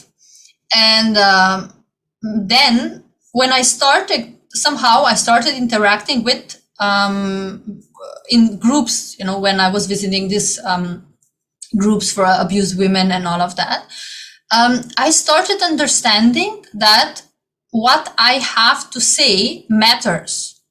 So my story, my experience matters, because not all the women will abandon that. All the women will get rid of it, right? Maybe they will remain in the marriage because of the kids or whatever it is, right? I didn't have kids. So for me, it might be easier, right? Or not, whatever. But women, a lot of the time, stay in the marriage, whether it is for children or for some other reason. And I understood from, the women that I was speaking with, that I should, if I have that courage, I should speak openly about my experience. Because the notes that I made was very raw. That was a very raw expression. I didn't alter it at all. I shared everything.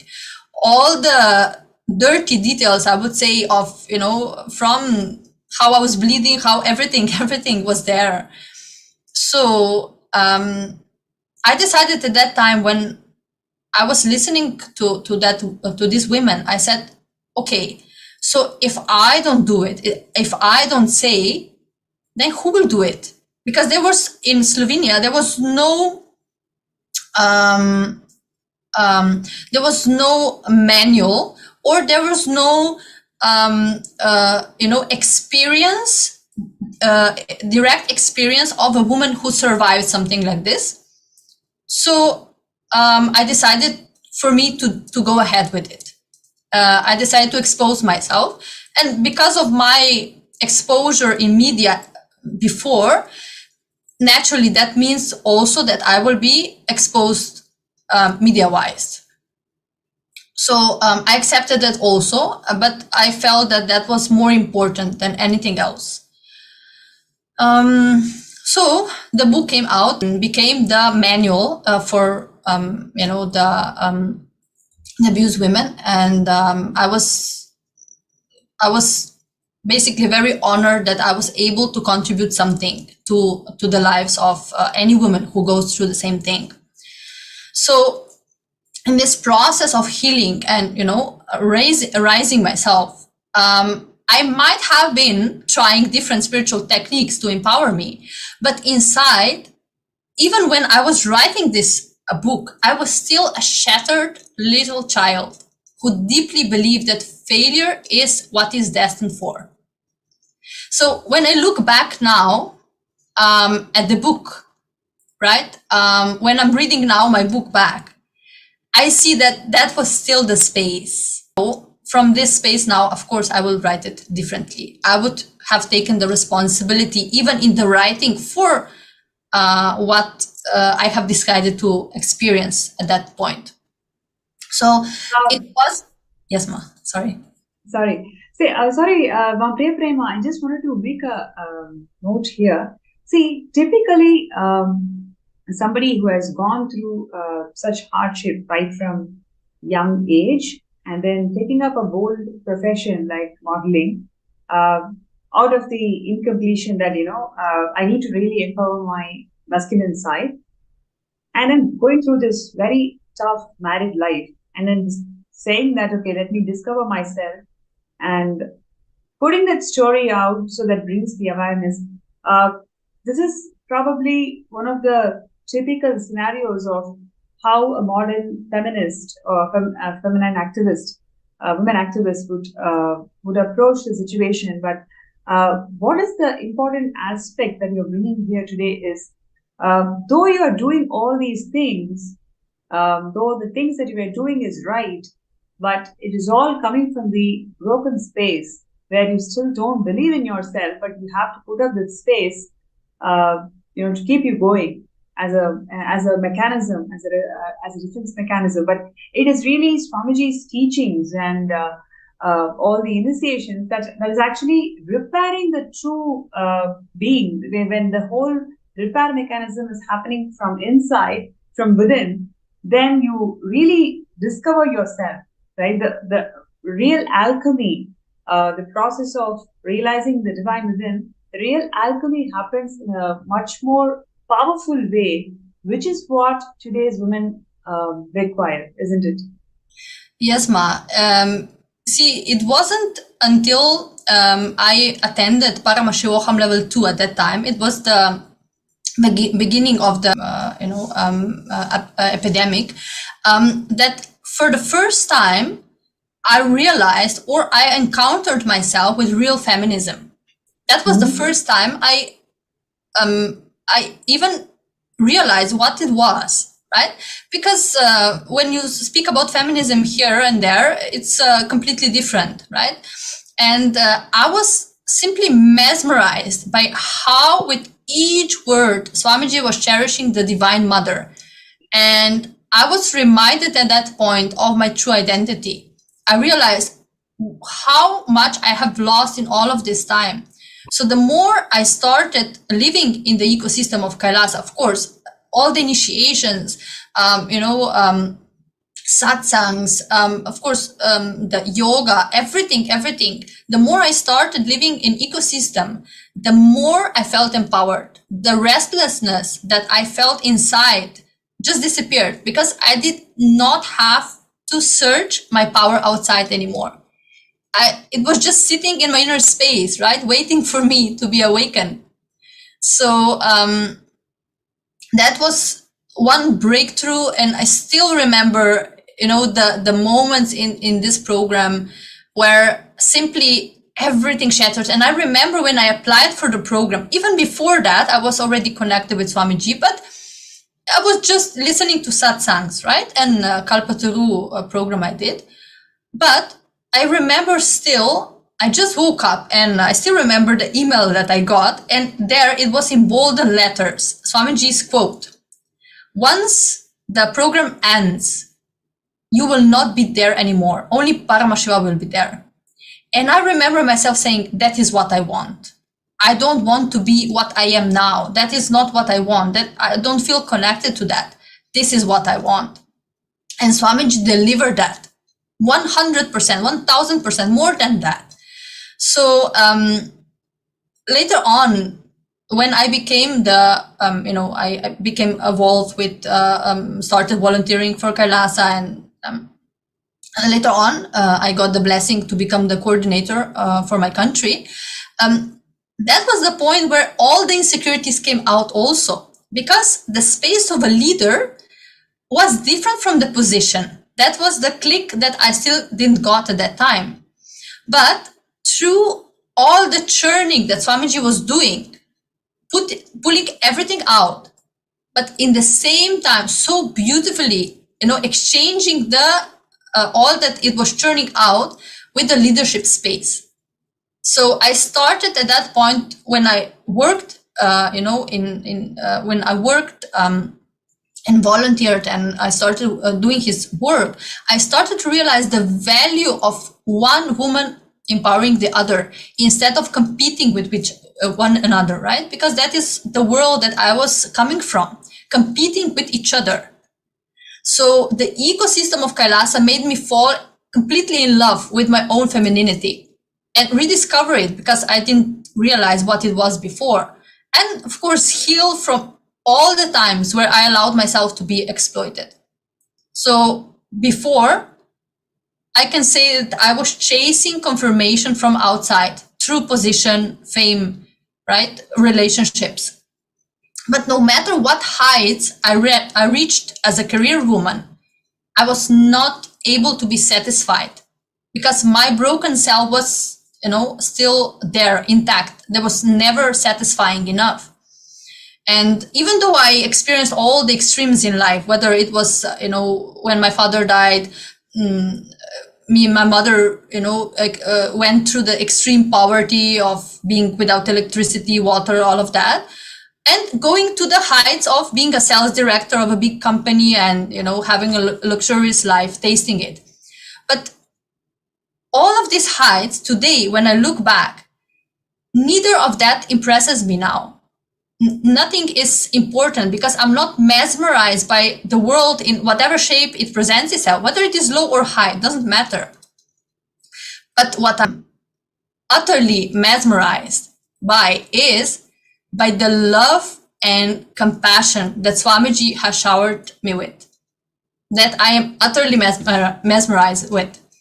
And today, I know, of course, now it's different, but now I'm realizing, today I'm realizing how he guided my whole path, how everything, whatever I have experienced in my life has been a preparation for what I am today, for being here, sitting with you today. That was all a preparation.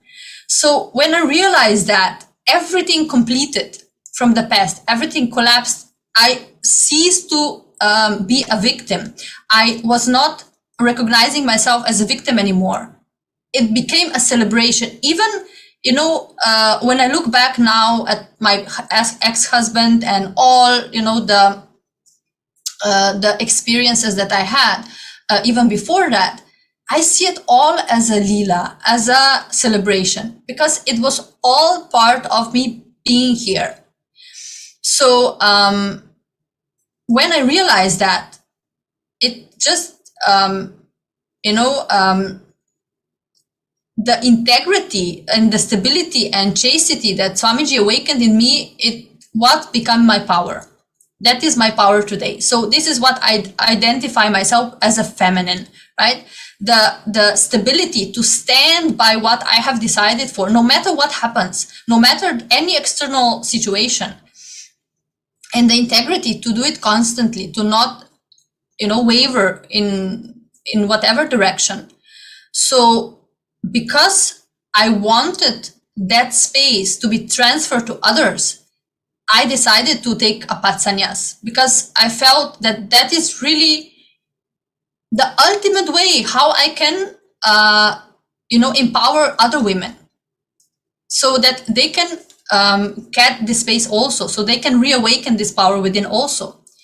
And not only that Swamiji liberated me from all, thyroid disease, heart disease, depression, anxiety, all the heavy medication that I was taking for 7 years, but ultimately, he gave me a new life. He gave me liberation from all my limited cognitions that I had about myself, from all the fake shyness that I have put on myself, or arrogance, inauthenticity. And he raised me to the space of a leader just by, I would say it's not just, right? But by awakening the divine feminine aspect in me. That was the most, powerful thing. And when I look back now at my life, how it was, just maybe if I just look back 3 years from here or 4 years, into the past, it just, there is no expression of gratitude that could match that. Whatever I say today, whatever I do today, even if, I don't know, it's just no expression of gratitude is enough. And there is no better way of giving back. Of course, I will never be able to give back. That is a fact. But the best way that I can contribute is by empowering other women and making them part of the Kailasa ecosystem. That has become my mission from Paramashivam level 2 on. It has become my mission. It has become the reason why I live. So, because I strongly believe that only through the reviving and remembering the Vedic feminism, we can bring justice to what humanity has lost by suppressing the cosmic mother in each woman. So, because it is not just, that is not only a problem, we say feminism, also that is only for females. No, that is a problem for all the humanity. Because all the wars that we're watching today, everything, if we just take the example of the Ukraine war, right? If a man leader has at home a chaste, powerful woman who is, supportive, it's simply the man will learn from her how to be a good leader, how to be a compassionate leader, how to create and not destruct, how to not play power games, but instead create a better future for his people. So here we are seeing this example. If real Hindu feminism is awakened again in women, then also all the men will be awakened to a better leadership or whatever they're doing in their lives. So, I'm really. Priyaprem, I just wanted to jump in and add here. Firstly, we'd like to say that it is an incredible journey, what you're saying. Somebody who has gone through so much of baggage in the past, and that is something not very easy to let go of, to how Swamiji has made you feel that you have to enrich, you have to share the science with thousands of people. So you can see the amount of passion that you're having in terms of revival of this entire culture and the whole wing of Kailasa. I think one of the things that you also mentioned about the various initiatives of Kailasa and how literally it helped you towards manifesting what you want in life. So one thing, especially for all there, Kailasa promises right to quality of education. Every single person who is born, they have right to right to utilize service, which is here in this case, it is TTS. So really, if you look into all the things that we have been discussing in a personal level, it's more of for each of the tasks, it just goes into a worm. Like there's no way how we can come out of it. But Swamiji's initiations and Swamiji's Darshans and Swamiji, how he connects to Devi Parashakti, when he revealed all of that, we can literally see that 8 out of 10 verses, either they carry mistranslation or that translated version does not even exist. So this is how people exploited the Sanatana Dharma when we were discussing about it yesterday. And in terms of giving voice for this initiative of breaking violence in all the forms. In every single form, that there is this huge pain, and Swamiji's grace and blessings. We need to think about how do we come out of the situation and really live the way he wants. You can see here so many beautiful reminiscence of Ma Priyaprema, where she's receiving all these certificates from congressmen.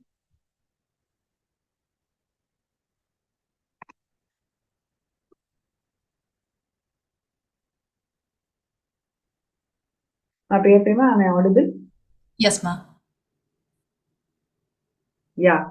So I was just checking with you, like how do you feel this whole movement of Kailasa is instrumental in your transformation at an individual level, and also you want to extend this for all the positive intentions also. Yes. So I would say that there is no leader in this world who is empowering women as Swamiji is doing. There was never that kind of a leader, and it is not.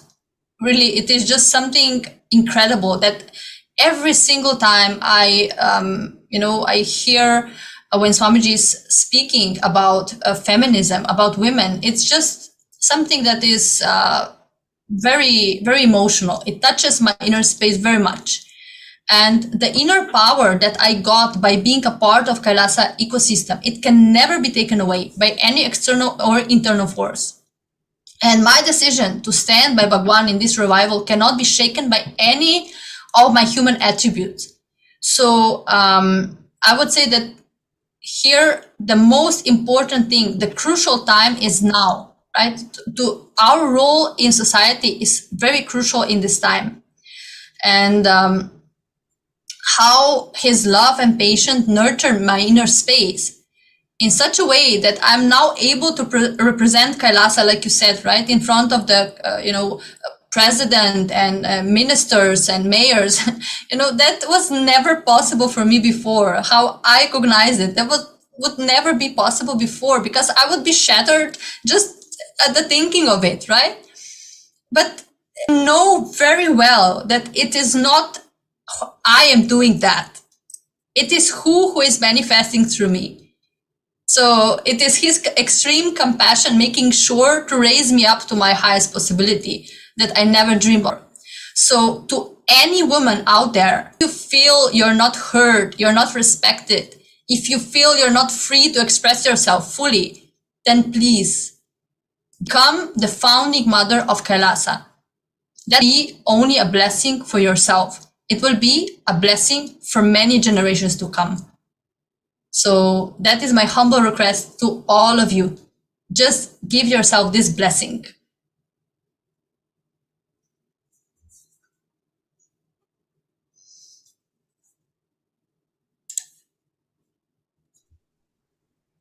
Yeah, I think that was a very powerful sharing, Priya Prema. Thank you so much for being open. I'm able to feel the intention behind this whole thing. Is all about there are so many men and women out there. Every time they hear the story, they hear the story of coming back. They heard the story of yes, you can do it. That's exactly when Swamiji raises you and gives you that intelligence to come out of it. So we all need to move small toys, and Swamiji is going to move planets for all of us. Just really allowing this Mahavakya, this entire thing into all the times, like food or truck delivery, whatever it is.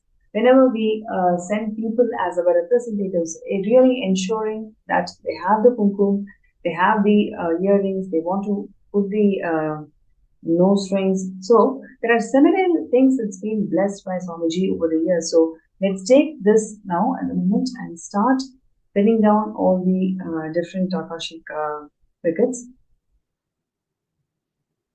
And one thing which I also wanted to share with all of you is the immense contribution of Swamiji in terms of evolving the rural development of women.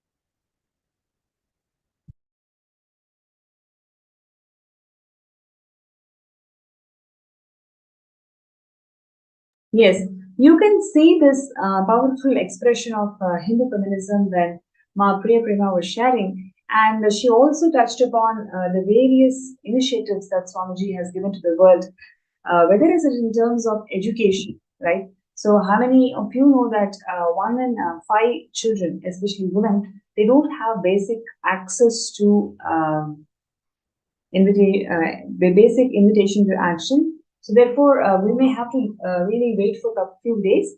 And once the blessings has come through, we will definitely work on presenting a case study where we can literally eradicate the violence against women in every single diaspora.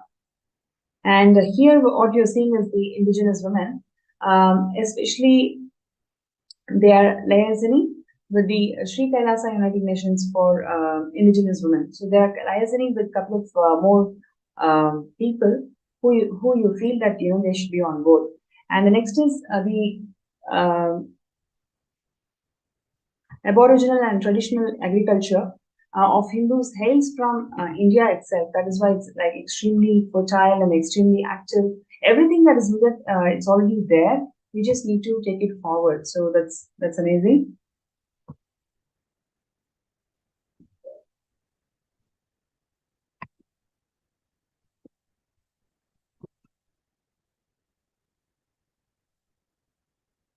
So while we wait for Ma Priya Prema's concluding remarks, it's my pleasure and honor to welcome Susan, Ma Susan, for this segment today. Thank you so much for joining. Thank you, Martin. Beautiful. Ma Susan, share about yourself, the brief journey of who you were and what were your ideas and how those ideas really matured after Swamiji opened this for the whole public. Sure. I've known Swamiji, 10 years now. So I can say my perception of myself, life, other people have completely transformed since I met Swamiji. And since we're talking about Hindu feminism, that was an issue growing up that was always close to my heart. Because even as a young child, I always had this sense of social justice. Like I saw what wasn't right. I saw what was fair, what wasn't fair, but I didn't have the language. I didn't have the inner strength to really know what to do about it. So when I was growing up, and this is back in the 60s, so I'm really dating myself. It was a different time, but it was also a time where women were starting to have more of a voice.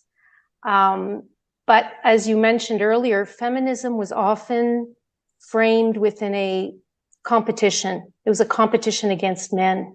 It was like men were doing bad things and women were often, and even myself, I remember being like, my inner space was that of anger and frustration. And then I realized as I got older and a teenager, and then in my career, I knew a few women that were feminists.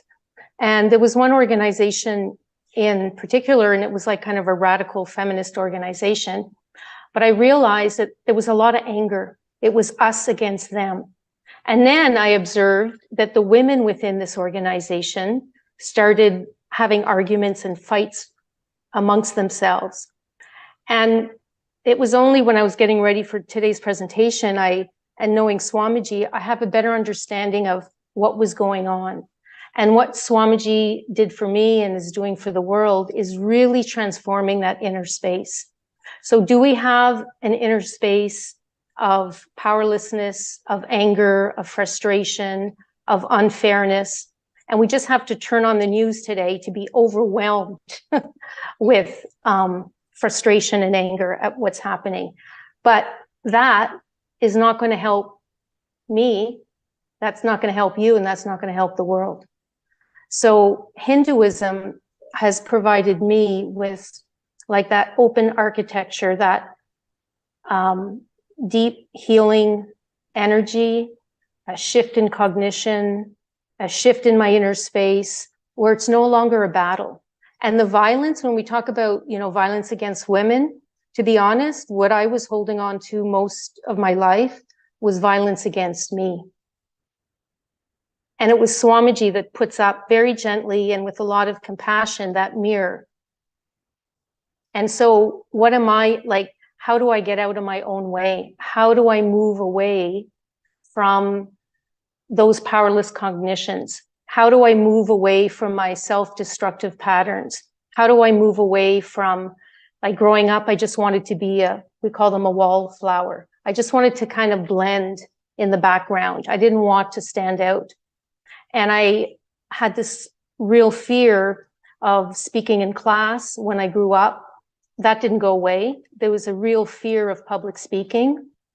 And then through Swamiji, I found out, oh my God, that's one of my uniqueness. That's my unique manifestation of the divine feminine, is to be able to express myself and to be able to help others discover that innate feminine, divine feminine energy. And what is that? That's the nurturer. That's the cosmic mother. That's the ability to love yourself and to heal yourself. And then once I was able to do that, then I'm able to be of service to others. So in my life right now, I think one thing that's really a major shift for me is, you know, I'm in my 60s. I have 40 years of work before I retired. Well, I guess sort of retired. And because of Swamiji, I'm, you know, in the process of launching a business. So even after 40 years of work, I realized that my real career has yet to start. And like everyone else, I bought into the ideals of conventional society. You know, that ideal, like it was sold to me my whole life, and I was really, really looking forward to it. And some of you might relate to this, was 5. It was like a massive marketing campaign. It was all about early retirement, if you can retire between 55 and 60. And, you know, we did everything that was expected of us. You know, we worked hard, we went to careers, we had the family, we had the house, we had the t-shirt, you know, you ticky box everything. And then you're like, okay, I do all that. I work really hard. It's kind of drudgery. And then I get to retire. And it was like, oh, I get to, you know, run on the beach with my husband, just like in the advertisement, you know, and you've got the wind in your hair and everything's lovely. However, reality is something different. And I noticed that for a lot of people, retirement really translated into becoming, you know, fat, frumpy, and frustrated. And so instead of retiring, I'm going to start a business. And I'm going to start a business that the underpinning is all about enriching, unconditional love, nurturing, and really sharing with the world Swamiji's teaching and Hinduism. Otherwise, like I too, without Swamiji, it's really, really clear in my mind, I would be doing what everyone else was doing. And I might have been on the fast track to being, you know, fat, frumpy, and frustrated myself. But with Swamiji, that's not going to happen. And that's not, like, retirement is not for Hindus. And Swamiji is very clear about that. He says, you know, if you retire or you're just waiting to die, you know, you're just putting in time. However, if you are open to enriching and internalizing that divine feminine energy, waiting for you, regardless of your age, whether you want to start a business at 20 or 40 or 60 or 70. And so what does that give you within the context that I'm living and within the inner space that Swamiji has provided is freedom. That's really freedom, is to be able to manifest what I want. And what do I want? I want to have high energy. I want to feel fulfilled. And I realized rather quickly with Swamiji that fulfillment for me is enriching others, is being of service to others. And so at one point in my career, and that kind of coincided when I met Swamiji, is I completely shifted my career. I had a very corporate job and I was, you know, applying for all these jobs, getting promotions. And I was working in areas that, you know, were less and less interesting. So I went back to school and I decided to go in more of a, you know, supporting people in mediation and coaching and ombudsman services. So with when I went, after I came back from Swamiji's programs, I just had this strong cognition that my purpose in life is to help others. So step by step, even though many people told me you can't get there from there. Oh, you can't, get this job without 5 years experience. I ignored all that. I just kept